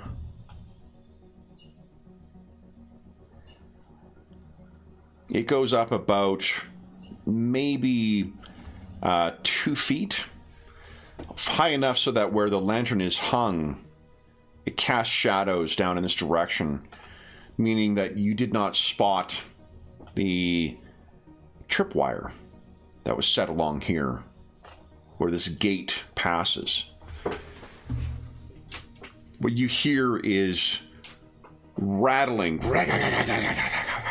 against the metal grating that is here. And your experience working in the tunnels will know how far that sound will go. You just alerted whatever is down here to your presence. Well, I don't like sneaking around anyway. Let's go. All right. Well, you can see up ahead, it seems as if this is a collection point of some point, perhaps a drain leading deeper down. And there does appear to be stairs, or not stairs, a bridge leading across. I don't know what structures are, guys, so apologies. This right here, obviously. It's the kind of stairs that go across a thing. Yeah, that's a gate that you're passing by right there. That is a bridge. That is a gate. Gotcha. Right. Yep. That is a bridge. So you're going to move. Okay. So you pick up the pace, or are you going to Bognoff? My legs are shorter. No, I know, but you're just walking still? Okay. I don't know. So again, guys, unless you tell me otherwise, if you wish to stop and listen, or you wish to inspect anything or whatnot, I'm not prompting that for you. You can tell me. These are, how would you describe what's going on there, Kevin? Those are pillars supporting the ceiling above. The ceiling in here, incidentally, is only about maybe 6 feet up. Oh. So it is a cramped area that you're going through. Likewise, channeling the sound, and then there's the water, or at least the fluid that drifts along here. It carries that sound quite far down. So Katarina's going to, as she turns the corner, she's going to look over here, see if there's anything on this other side. You cannot spot anything over there. Although, to be honest, you haven't come across anything or seen anything further apart from this lantern. Mm-hmm. This lantern's up here, you said? Yeah. Just hanging from there. And it is of a very distinctive non-human construction. Am I seeing any of these tracks that we previously saw in the bakery? Why don't you give us another track check this time? You are going to be able to, I think, make it at, let's say, routine. I think easy.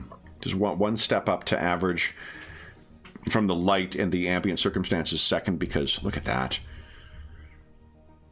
Yeah, it's just that they sort of potentially could have gone either way from here, he's thinking. So it goes up and then over in this direction. So it doesn't seem to go towards the bridge, these prints. Okay. I shall point that out to Fognorth. They seem to go around to the left, around this well, rather than across that bridge. All right. Let's see what we see over here then. Okay. Just give me a sec, guys. I need to get one thing set up here.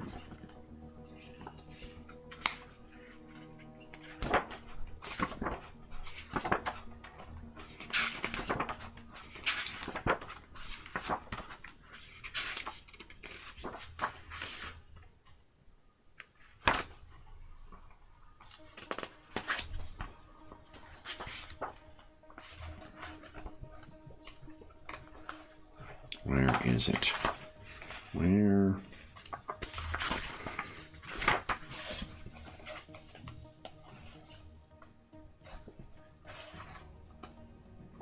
Ah.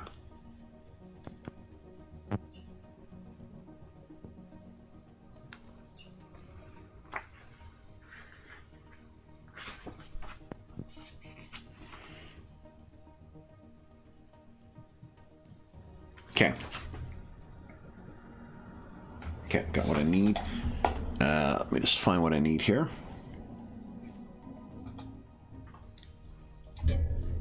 All right. That will work.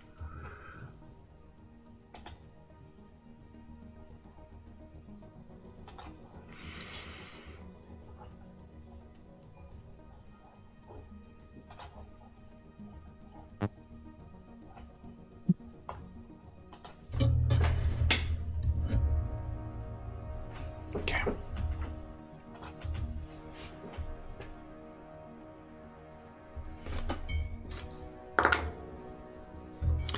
Thognoth, would you give us a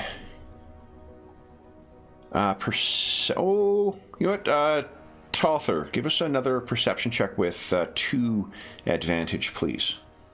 Okay. Oof. Well, 1 success 1 degree of success. with a -1 but 2 bonus. Okay.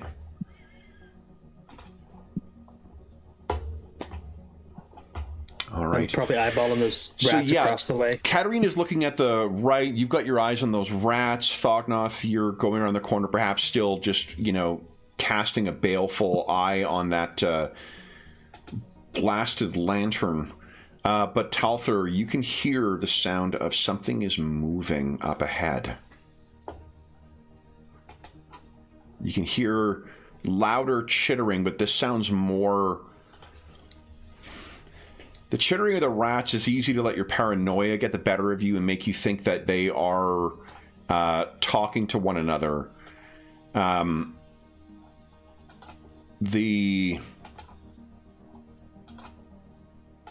sounds you're hearing now do sound as if something is speaking to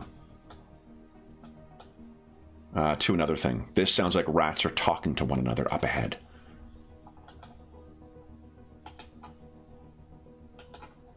What do? I'll murmur to Alwyn, who's closest to me, that I think the rats are talking to each other. Watch out. If anyone else would like to give us a perception check at challenging, you can do so now. Katarina, Thognoth, or Alwyn. This is sight? This would be hearing, actually. Hearing. Okay.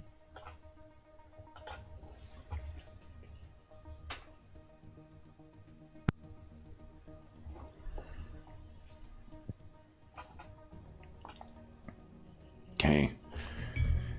Katarina, you can hear up ahead. There's something moving, maybe about 25, 30 yards up ahead. Like straight up? Like To up and to the left. Across that... Okay.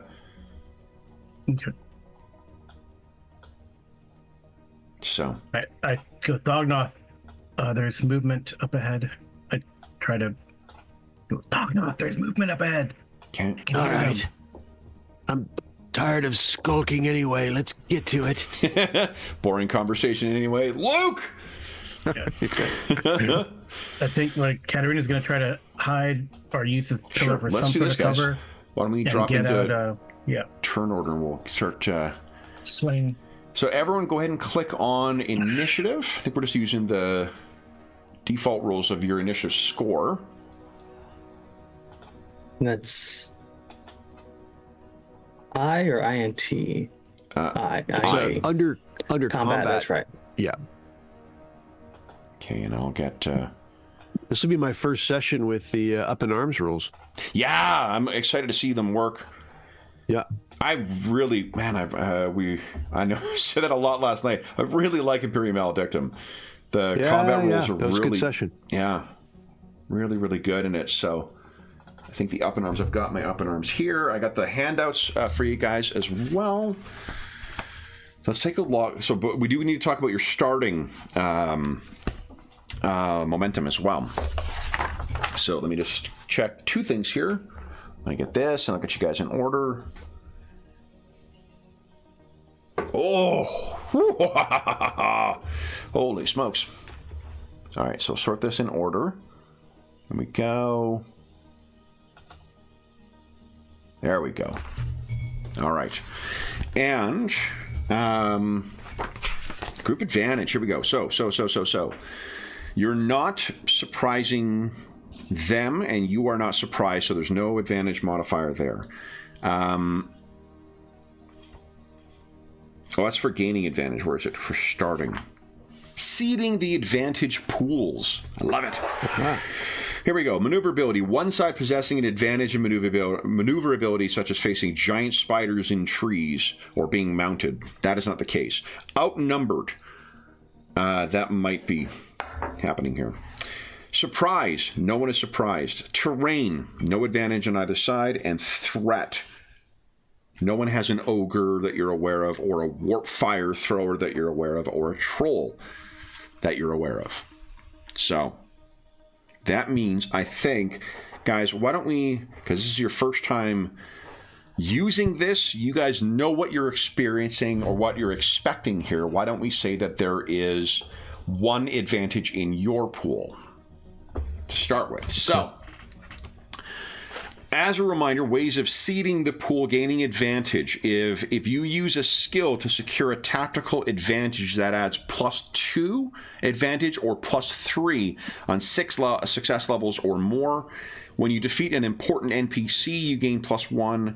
Winning an opposed test that you initiated gains +1. So you don't gain advantage when you succeed on a defensive roll.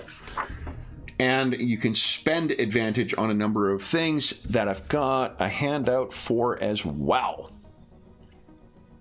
So there you go, guys. Boom.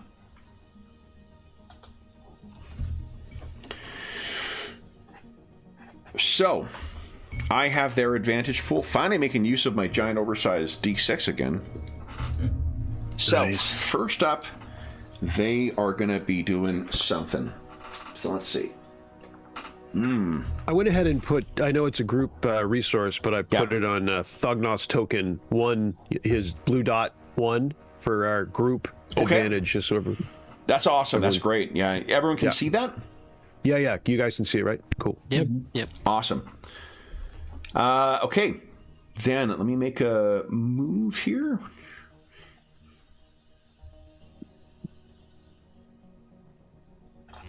Okay, I'm going to move some of these guys around here.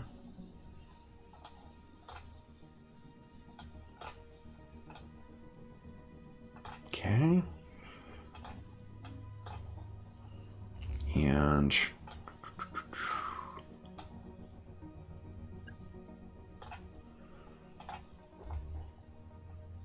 all right, so they have gone Katarina. She's gonna get out her sling. Okay. And get it ready to use. She had her staff. She'll lean the staff against a pillar here. Okay. Let's take a look at the cover rules, because I don't know if you need to take cover as an action or not, or whether you can take advantage of it. Let's see. Okay. Combat. Assistance, charging, unarmed combat, 2-weapon combat. Go.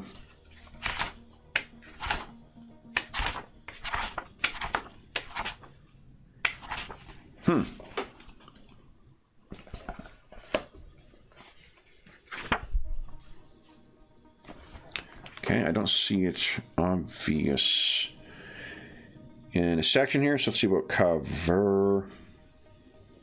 Didn't that table of modifiers, the cover? It's probably that brick, isn't it? Yeah. Yeah, I can't remember. Let's see here. What are you looking for, Kevin? Cover. this soft cover, which is -10. Oh, yeah, here we go.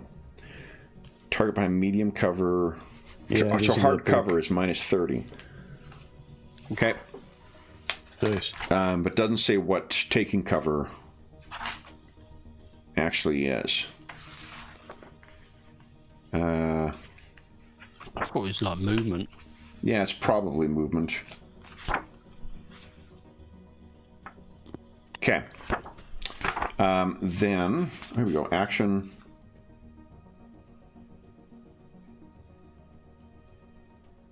The reason I wanted to find is because if... Katarina needed to take her action to get her sling out and ready anyway, I suppose, so... Yeah. I'm just wondering about readying an action. Do we remember how Overwatch works in this? Because I just imagine we're going to cross that bridge soon enough anyway. Like a hold action. Yeah.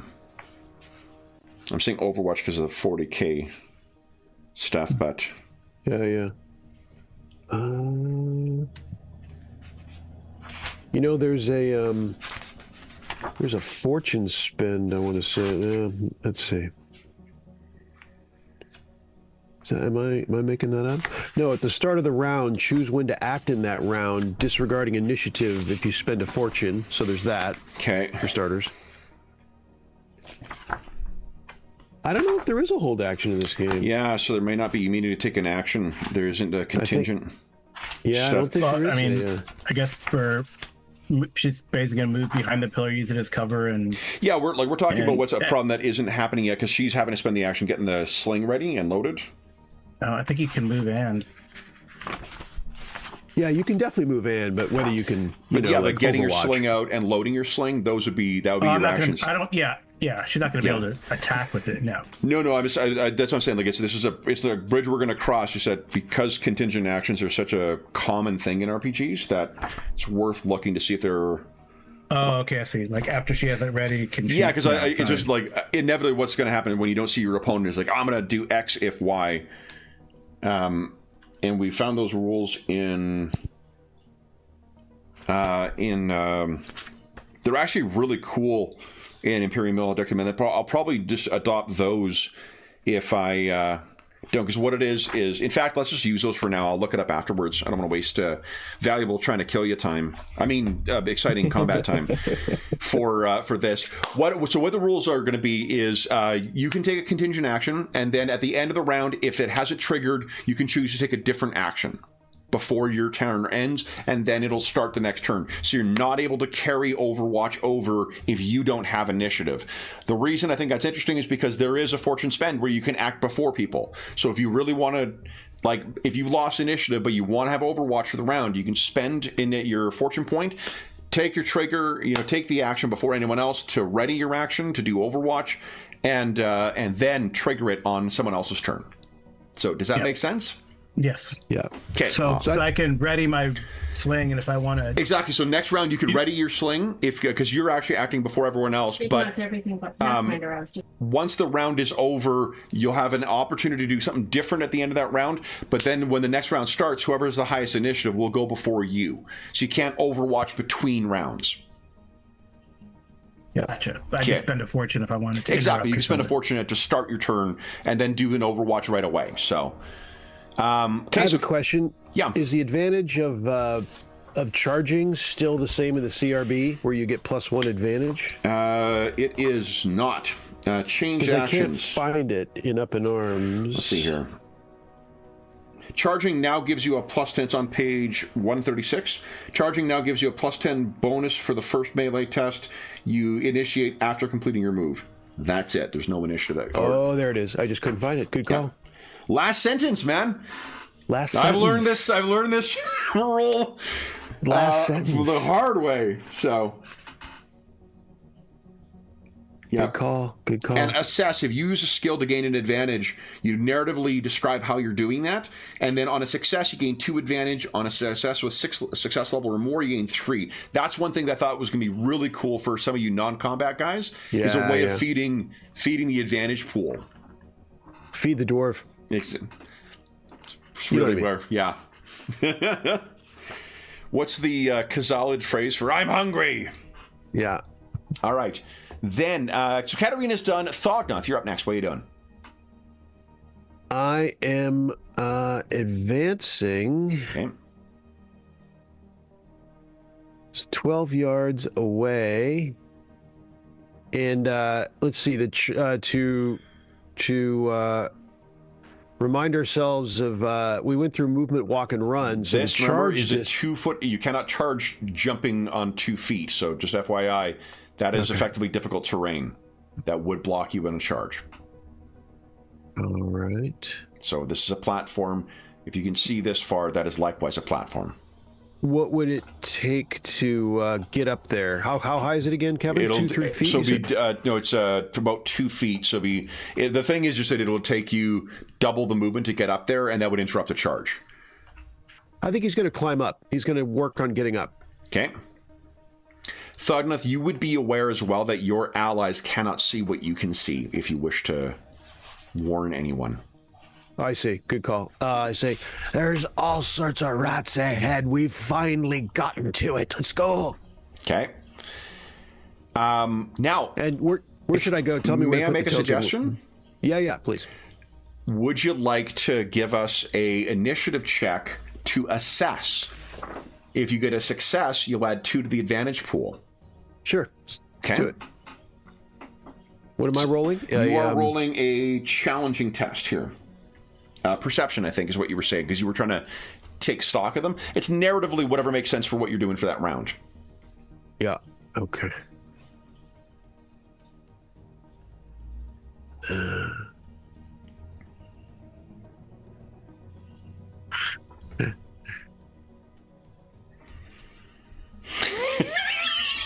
It's a good thought, though. It was a good thought, and I love the the helm as a constant reminder of like, Yeah. what? Huh? What's that Fat Albert character with the toque pulled down over his face? Yeah. Yeah. Mushmouth, is that what his name is? It could be. I It can't sounds remember. right. Yeah. Okay. All right. So Thognoth has moved up, and he said, "There's rats everywhere." Taltha, what are you doing? Well, I'm gonna look around and I don't see them, so I'm gonna raise the candle just a little bit higher to keep my eye on Thognoth. And I'm like, start offering a prayer up to Manon to make the dwarf a little bit more hardy. Okay. What's the range of the prayer? 6 yards. Okay, you good? So he's still within range. So I need to roll my I think you're pray, isn't it? pray skill, yes. Yeah. And that is a It's challenging. a challenging roll. Yeah. All right. So I can only affect one person, so Nice. just the dwarf then. So Okay. blessing of... Oh, I should have just clicked the skill. All right, the- anyways. Yeah, prayer? because it'll roll it for me, yeah. Yeah, So sure. he Well, so gains see. 10 toughness Nice. for 6 rounds. Okay. So you have plus 10 toughness for 6 rounds. Nice. So you're going to have 1 extra toughness bonus For Thognoth, right? for Thognoth. Yes. Yeah. Excellent. And for a brief moment, there's the smell of the tang, of the salty sea air. It's invigorating Yep. and you feel like you can do anything. Yep. And there's the what do you call it? Well, I can't remember the name of the there's the Old Spice theme song that very briefly chimes in your ear. Alwyn, what are you doing? I think I'm gonna follow Thognoth so he makes sure he's got his night vision fully working. So I'll just move 3 squares instead of 6 because Yep. I'm gonna climb up there. And please feel free to take advantage of the cover there as well. The pillars. Yeah. If they block your line of sight, they will also block any attacks on you.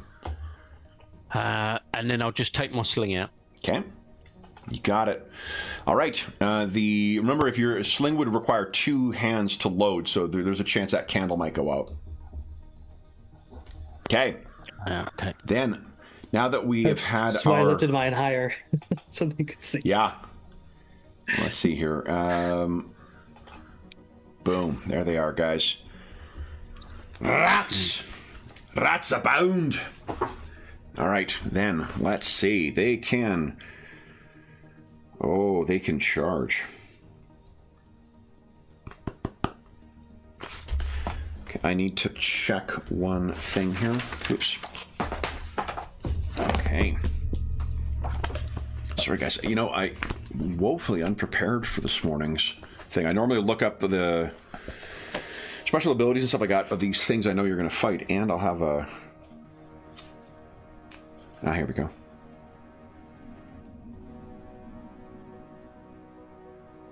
Ooh.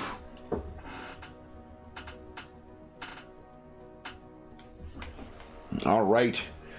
So there's a screeching. I wonder if I can reach you there, Thognoth. Let's see. 1, 2, 3, 4, 5, 6, 7, 8, 9, 10. 2, 3, 4, 5, 6, 7, 8. Oh, mama! Look at that. We are gonna have some combat. And I'm seeing if this thing's got reach. Let's see.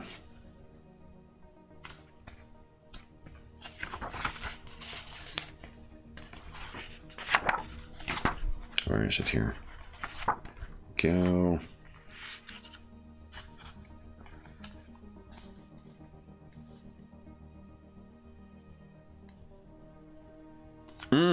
Okay.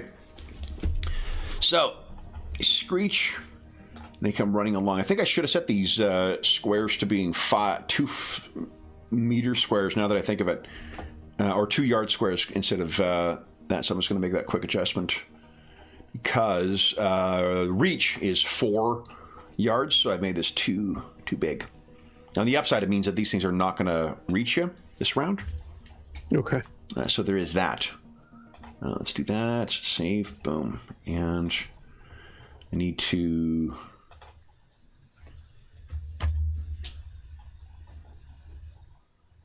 adjust your lighting here as well. So each of the squares will be 2 meters now. Okay.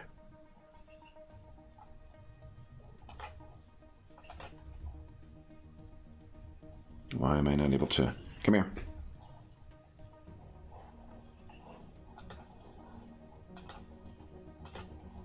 So I think I've broken its brain.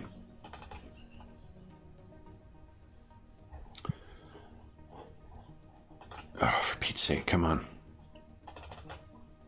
There we go. All right.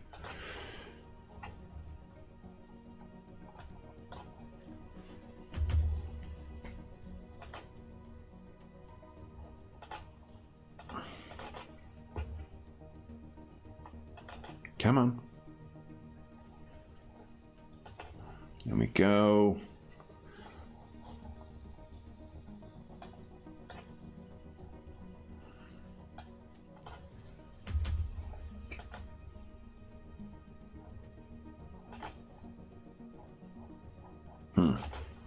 Hold up.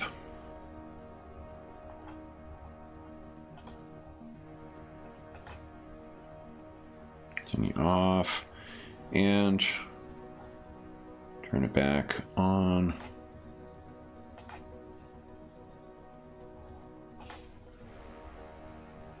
Yeah, okay, that worked. So I've had to adjust this too. I'm gonna have the maps better prepared for next session, guys. Apologies. No worries. That is. Yeah, no worries. Turn this off. And then Maps take a little time. There's no getting away from it. No, I just the normally I have that stuff set up ahead of time. I did not didn't have it there, and then there's been nothing but small complications for it. Okay, I think that's set up properly. I also think I had your token set up incorrectly, Thognoth, where you were getting giving off light instead of your vision. Okay, 10. see here. Okay, no, hold on, that's not working properly. Let's see here. There we go. There we go. There you go, Thognoth. Put you back where I left you. And Talther, let me make your adjustment as well.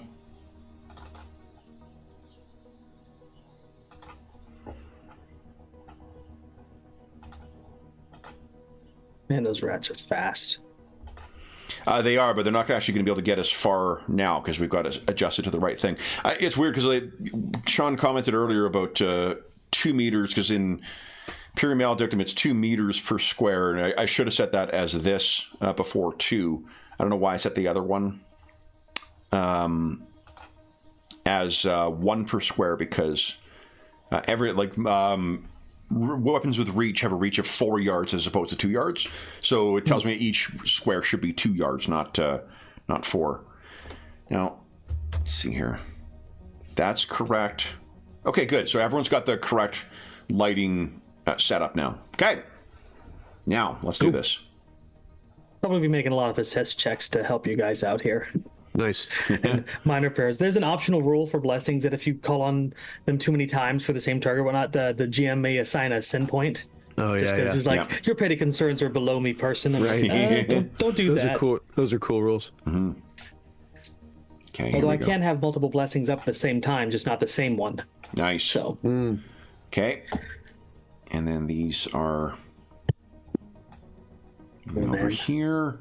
Range of my miracle is. Okay, they're moving over here. All right. Okay. So they are. Ooh, thought I think you can see them now. Okay. Should be yards. Okay. Then it is Katarina's turn. Are you in, Katarina?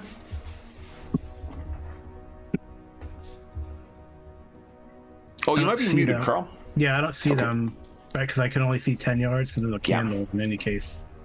So I think she's gonna, seeing that these guys are moving up to the platform, she's gonna climb up to the platform. Okay. It's gonna be 1, 2, 3, 4. She gets up there. That's it. Yep. Okay. So you scrambled up there. All right. Yeah. That's better. Then, Closer. Better to, you know. This also works nicer because honestly, your move. I'm thinking. Going to cause Thognoth issues. Oh yeah, that's a Thognoth. That's exactly what I was. One of the things that really appealed to me about the group rules is that there's an excellent relying on teams aspect to it, where you still can be kind of the advantage monster, but it's not as it's not as steamrolly and not as it gives more characters more things to do. And I'm taking assessment. Pun intended. I'm taking assessment of his talents that can use advantages, and there's some good ones. Yeah. Okay.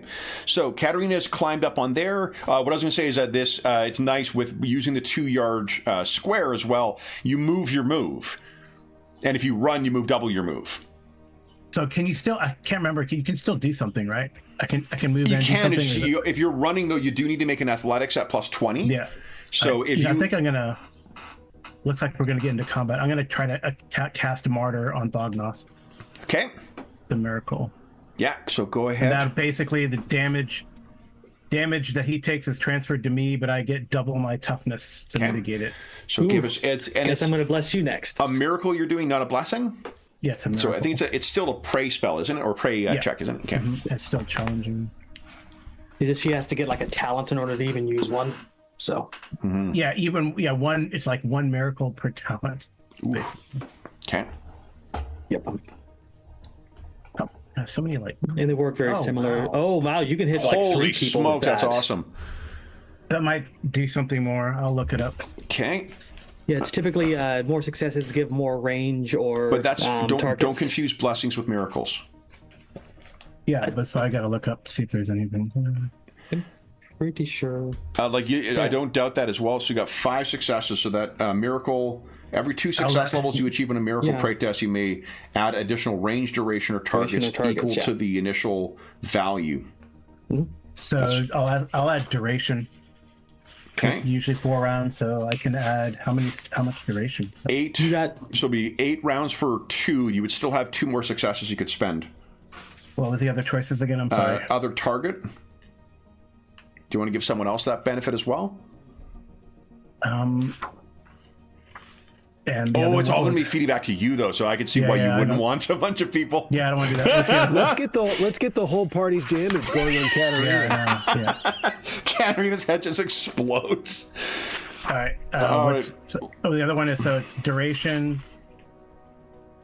range and number of targets. Yeah, I just doubled the what? Double I guess the duration? The duration.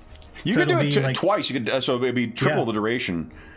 Yeah, so that's 12 rounds. That should be plenty of time. 12 rounds. 12 rounds? Okay. Yeah. All right.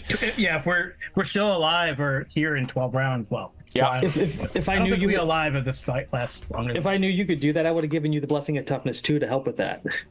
Well, you can still do that. I just No, but the toughness, like, she doesn't get to apply her toughness against the damage you take from that.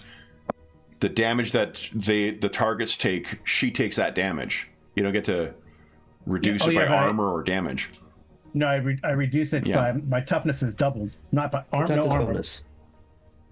My toughness. So it's doubled. calculating the wounds suffered from the damage. Oh, so So if she ever takes any wounds from the damage, her toughness bonus is the doubled thing for is, that. so it's not that what I was thinking is the damage, the wounds that the target takes, but it's just whatever damage.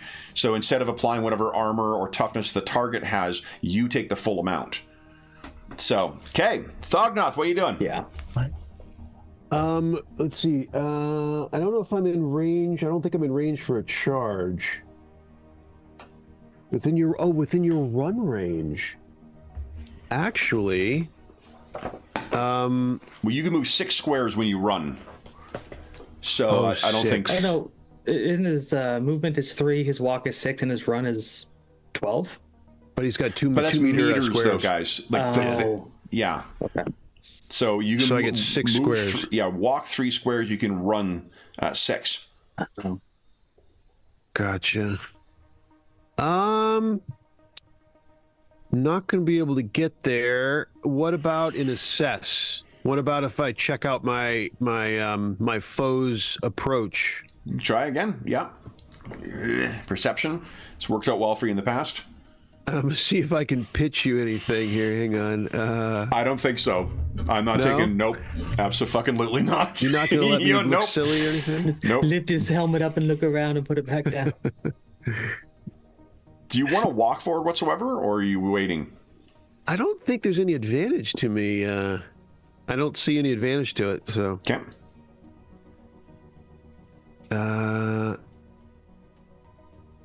Oh, how about that? Look at that. So that is 2 advantage you've gained. You're starting to get a measure of where they're coming in. You know so what? That should be 1 worse. So it's I got +1, not +2. It doesn't matter. It's only the threshold is if you succeed, it's 2 advantage. Okay. If you get 6 or more success level, Gotcha. it's 3 advantage. Okay. And so it's 2. 2. Kevin, Yep. you just said 2 more to the advantage pool. Okay. All right. Then it is Talther's turn. Are you on Talther? I can see them up here from these positions here, right? You can see Is this who. 2 foot step up? The other players? Yes. Okay. Yeah, that's only So if 2 feet up. Okay, so if I move, I'm gonna move my forward movement here to walk. Try to keep a little bit of cover between whatever those things are coming and me, and then knowing that combat is going to be, coming, I'm going to try and hit Alwyn and Katarina. Well, I'm going to try Katarina. If I get a big success, I'll Okay. throw it to Alwyn too. But I'm going to do my blessing again for hardiness. You got it. Okay, here goes. Try this. Challenging. Come on, Manon. Bless your servants. Screw these rats. Oof. You want a fortune like point to that? I would like to do that. Let's try that again. Come on, Manon. Oh, All gods love rhyming songs or rhyming prayers. yeah, All Manon right. is like, I already blessed you. Screw you for the next couple rounds. All right. Then Alwyn. Yeah, I think he's had second thoughts about the sling with the candle situation. So Okay. I think we're going to switch out to just a sword. Okay. And I'm just going to hang tough because Fognoth's not going forward, so I'm not going ahead. Do you have any skill you might want to use to try and assess? Yeah, I was just wondering. Astrid wouldn't be able to sniff them out and to give us any advantage. If she does, she would have difficulty communicating it. Yeah, that's what I was going to say. She wouldn't be able to communicate it. And the footprints wouldn't be any use because they're coming the other way. Yeah, I don't think I've got anything other than just seeing with the light, but they're not really close enough yet. What about listening? Yeah, I guess that's perception as well, is it? Mm-hmm. I'll probably give a minus 10 on it just because it's not a targeting sense for you necessarily. But if you get a success, it's 2 more advantage. Oh, I'll do it at minus 10. Okay, go right ahead. No. Okay. You want to fortune point that, or you have no fortune points left? I'm out. Yeah, I'll run out. Right. All right. Then top of the round, it is rat o'clock. Let's get some of these. Okay, 1, 2, 3, 4, 5, 6, 7. Here we go. So these guys come racing in, and they've got these long spears. They're seemingly fighting in a rat formation. And let's see here. They are only going to staggeringly get up. Thognoth, would you give us a... What are you doing to defend yourself here? Parry. I have a shield up, and I'm using parry skill. Using the shield to parry, or are you using... Using the shield. So you're using the shield skill to parry? I'm using the skill is parry. Right, Melee but parry. Parry is paired to a specific weapon, because there's a difference. Remember that the Up in Arms had those extra rules for making use of shields, whether you use it to parry or not. Here. Yeah, I think I want to be using my shield because I get advantages if I'm actually using my shield. Now that I have shieldsman talent. Oh, nice. Okay. What does the shieldsman talent do? So it gives me so the modifier field, it gives any test to defend with the shield. I have 1 rank in it at this point, so it'll give me 1 plus SL if I succeed. If I succeed in my test, and then the pros there as well. Great. Okay, when using shield to defend once per turn, you spend 2 advantage to either cause damage when you are attacked. That might change. Shieldsman, let's see here. And I think this is the new one. This is the one from Up in Arms right here. Yes, that is correct. But that it isn't, because it's two advantage to either cause damage when you're attacked as if it was your action, or to push your opponent back 2 yards directly back from yourself and no longer count as engaged. So that isn't the updated version. Oh, Well, it says it says spin 2 advantage. I think it is. It just cut off. You got to scroll down. Oh, it is. Okay, forgive me. No Yeah, worries. okay. That is, I am totally wrong. All right, then. You had to hover over it to see that there's a slide on it. Right. Yep. Okay. Totally. So,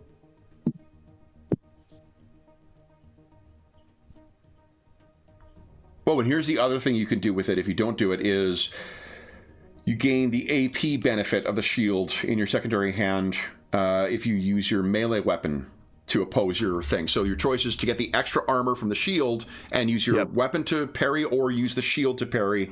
And I get the modifier field for one thing if I use the shield itself. The modifier field gives me plus SL if I succeed. Yes, exactly. Equal in rank. All right, so then if you're using the shield to parry, so that's a long way to get to the same point. But we learned. Here we go. Okay. Yeah. I have succeeded with 0. Okay. Challenging test coming up. Isn't there a parry button on your... There is. Yeah, on your combat thing? Oh, interesting. That's where that success level. Oh, but you failed. No, but I failed. Yeah. Right. Correct. You want to fortune point that? We're down the last 8 minutes of the session, so. Yep, let's do it. So I'm going to start getting bonuses in a moment with that outnumbered. Oh, I forgot about that. Good call. Here we go. You don't have that talent yet, Sean. I don't. Right. That's a good one. Let's see. Those rats you fought had that. Oh, Nicely done. Awesome. So All right. That's +7. +7. Yes. So that is you two succeeded. So you can't shove them because they're not adjacent to you.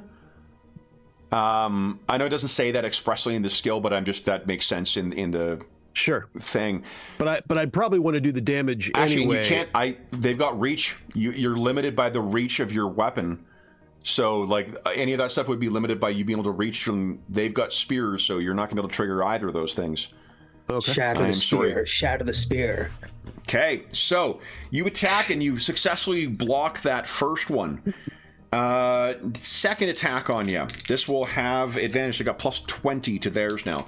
Go ahead and give us your parry. Okay.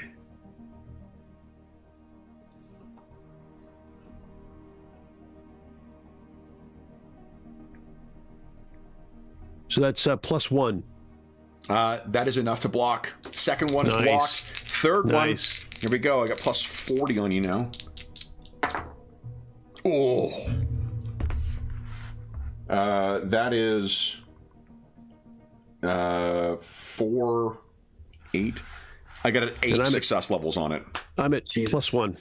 Okay, so that's 7 net.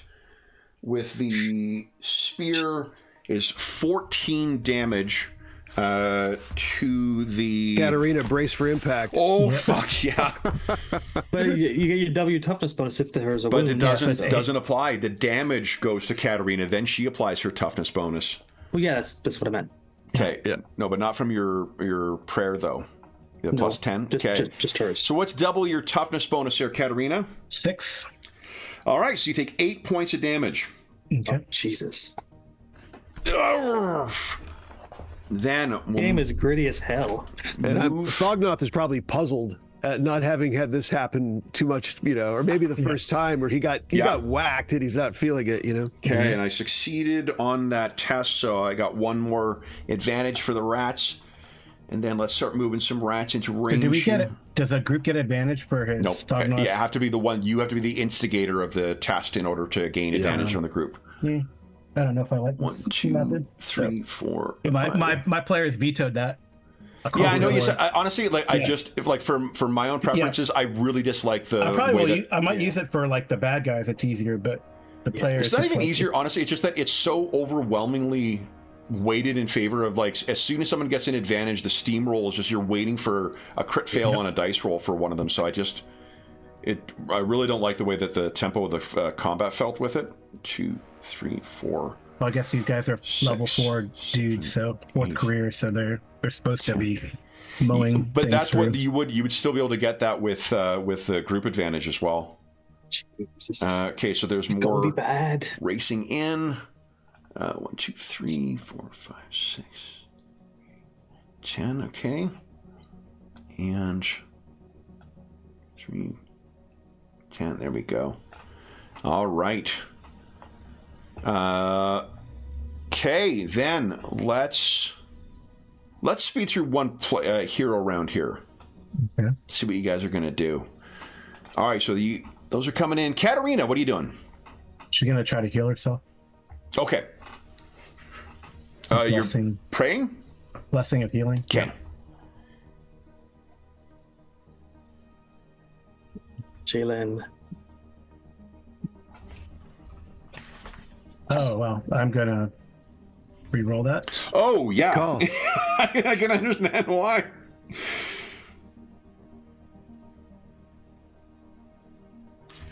Right, nice. So 3. So I get. I think for every 2, I get 2. Guess what? Is it your willpower bonus plus your success level? I think blessing is just 1. Oh, unless I'm doing the blessing. I said I was doing the blessing, not my. Okay.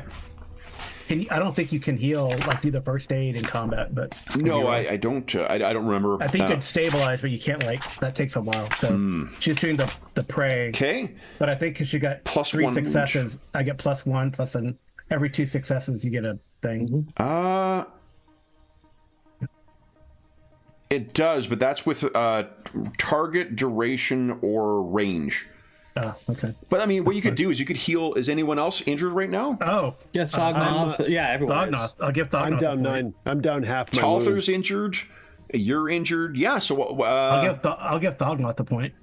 Alwyn, are you at full, or are you still a little down? He's a little down. Not as bad as the rest. Well, so. no, the reason being he's got 3 extra, or she has 3 extra successes. So you could hit all it's forever. 4 of you guys could all heal up by 1. Guess everyone gets 1 point then. I guess that's Awesome. good. I'll take that. Okay. 1 point. Okay. Yeah. Yeah. Nice. Then it is That's why I Thognoth. use the prayer, because I feel like the medicine stuff, or the healing is like you gotta take out the bandages and Yeah. I'm just going to check. I can't remember how attacks of opportunity function in this game, if they do at all. Because you are... if you're engaged, when you attack... So I don't know if you moving forward is going to trigger anything for you.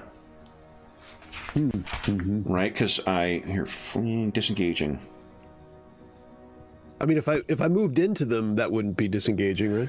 I don't think so, but I think the only advantage of range is just that it doesn't.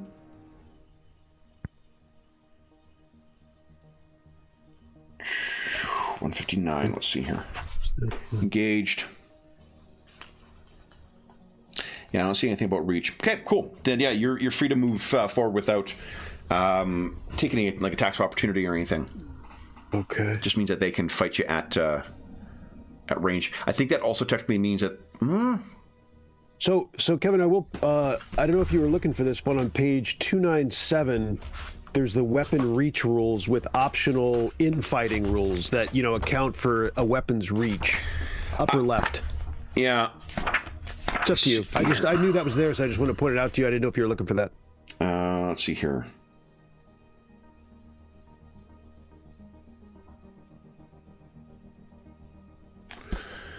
Yeah, I think that has to cut both ways though. So whatever you think. Yeah, Just like put it what I out would there. say is that you wouldn't be able to engage any closer.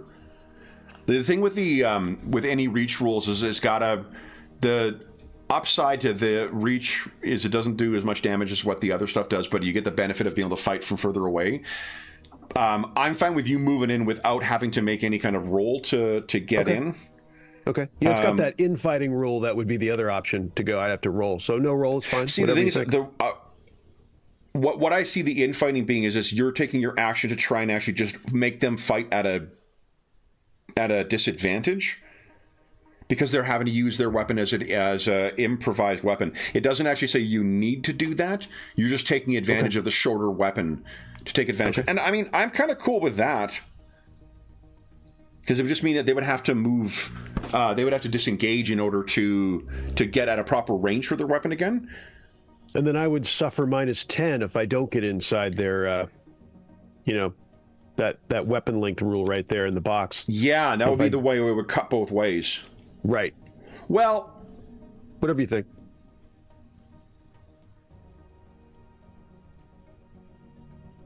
Yeah, the difficulty is then that you wouldn't be able to attack. It's like your weapon doesn't actually reach him yet. Because they have, these spears are very long. They can engage enemies up to 4 yards away rather than 2 yards. Gotcha. So, I think we'll put a pin in the weapon fighting and the weapon length things. What I'll just say is that it's not going to cost you anything to move in, and you're not going to suffer. Your count is engaged with them still. Okay. So, and I'll take a look at up and arms. There may be some more interesting rules for reach in there.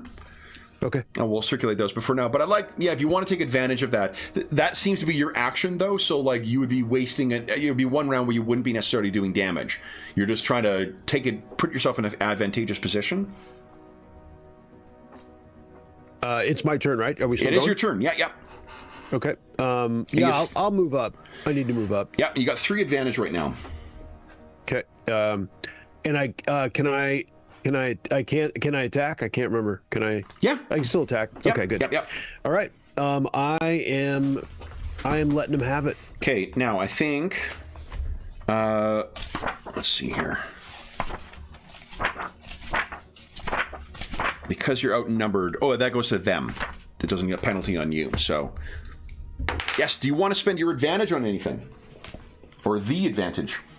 I want to be sure and have 2 advantage for their attack. So I don't know. So for 1 advantage, So 2 is additional effort to get plus 10 to any test before you make it.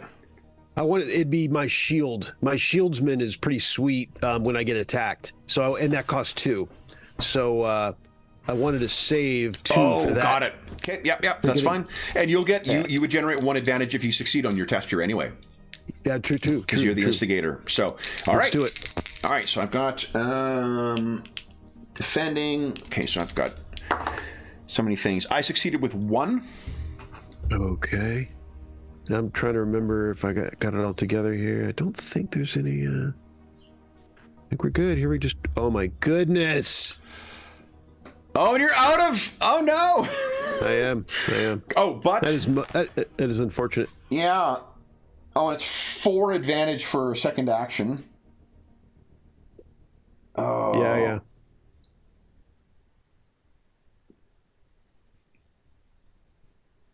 Oh, It's gonna happen.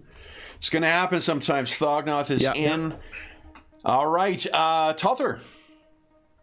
Alrighty. I'm gonna step back a little bit, just 2 yards, Okay. and then I'm going to call on a miracle of Manon in order to drown some rats. Okay. Hopefully, I get a decent amount of successes. Nice. Please, Good idea. please. Oh, Nice.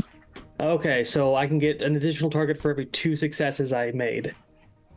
So 1, 2, 3. I'm gonna hit all 3 of them with it. Nice. All right. What's your fellowship bonus? Oh, fellowship. Never mind. Ignore me. It's a fellowship score. Targets gain the fatigue condition. And starts. They can't resist drowning. it, right? Like there's no. Doesn't say it. Well, I mean, for miracles in general, there's not a. No. At the end, they get to make a challenging endurance test to see if what happens. That's But awesome. They start Okay. suffocating and drowning. I Yeah, think. so they are fatigued right now. Wow. Yeah. Excellent. So you just see him. He calls to Manon. All of a sudden, the frost starts bubbling from their mouths and Nice. nose, and their hair starts to look soaked and waving in the water. Okay. yeah. I forgot to describe how my martyr looks. I think it's like little doves that probably Thognoth thinks are little flies around him. And every time he gets hit, when he gets hit with damage, several of them blow up, and that's how. Bird caught in a jet engine. All right. Excellent. Then, Alwyn, what are you doing? I think I shall run in. So Okay. Fognoth's not so badly outnumbered. Excellent. I Okay. can charge in, can I? Okay, you can, yeah. Yep. And you wouldn't get like the charge advantage or the plus 10 on your first because, well, I don't know. Do you have to move a minimum for charge? You do up to. I think it has to be at least your. At least your move. your movement. Yeah, so they need to be at 4 least your away. movement. So you're not going to get the plus 10, but you're going to be at least on even footing with these guys. So I failed by 2. Go ahead and make your attack. Drowning Nice. is so nasty. So that is 5. That is 13 damage to the left leg. And that is 13, so it's 8 damage. Nicely done. All right. Look at this. Adds to the pool too. I think. Big hit. Alwyn, as you charge in. Are you using your sword? Yeah. Is that right? Okay, nice. Awesome. We'll ask her to join us on the platform because if not, she can get overrun. Oh, yeah, Astrid. Shit, what's Astrid doing? Can she climb up there? For sure, 2 feet? Full-grown Yeah. dog? Absolutely. Yeah. Anyone with a fence that's 4.5 feet tall can tell you that they they can get over that pretty easy. Yeah, Awesome. I guess she'll be standing behind me. Okay, so she'll hop up there. Excellent, guys. And that brings us to the end. Make sure you're writing down what everyone's advantage is. Let's see here. You also get +1 advantage because Alwyn won that thing, so you should have 4 advantage right now. Nice. I'll have it on my token. There we go. Excellent. 4. Okay, and I've got mine. I have 2 advantage. Okay, 3 rats. Here's Skaven. And those rats, Yeah, those rats need to make save. That I was going to ask him. If they're prepared and they can start holding their breath, they can just roll to not start suffocating. But if they're not, they automatically take a wound every round. Oh, okay. So hold on. Let's see. Gain a fatigue condition. Let's see what fatigue does. Fatigued and drowning, suffocating. Okay. It's 169. For I think fatigue. it's a minus. Yeah, so minus 10 penalty all the tests. Okay.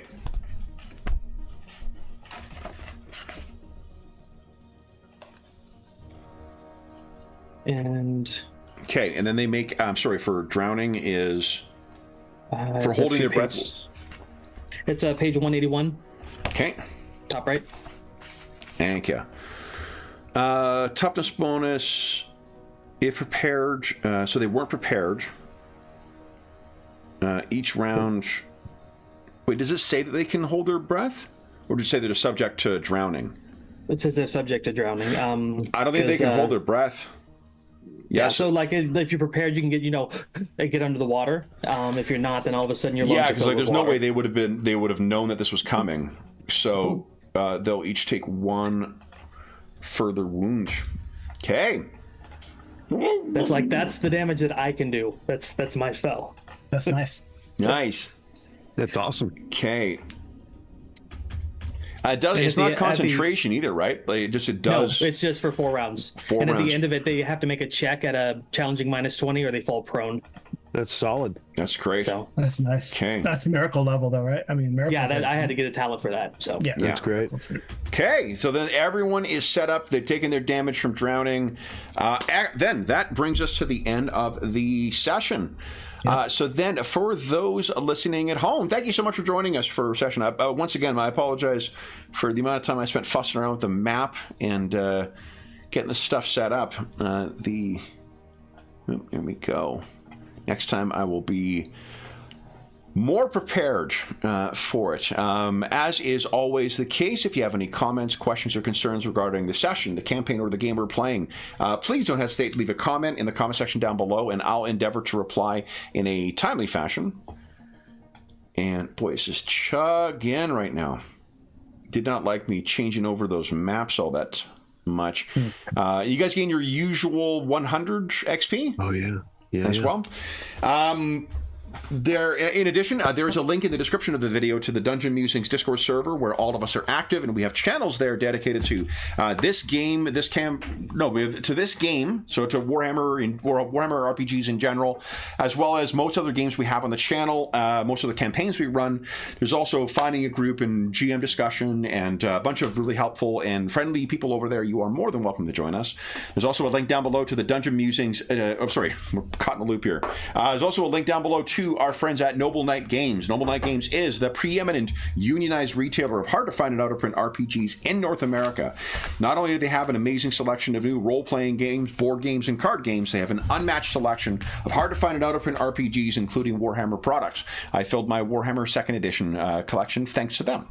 If they do not have something in stock that you're looking for, you can put it on a want list, and they will send you an email when it comes in. And if you make a purchase of $10 or more through their website, be sure to enter the code MuserNight, all caps, all one word, and you'll save yourself 10% on your purchase.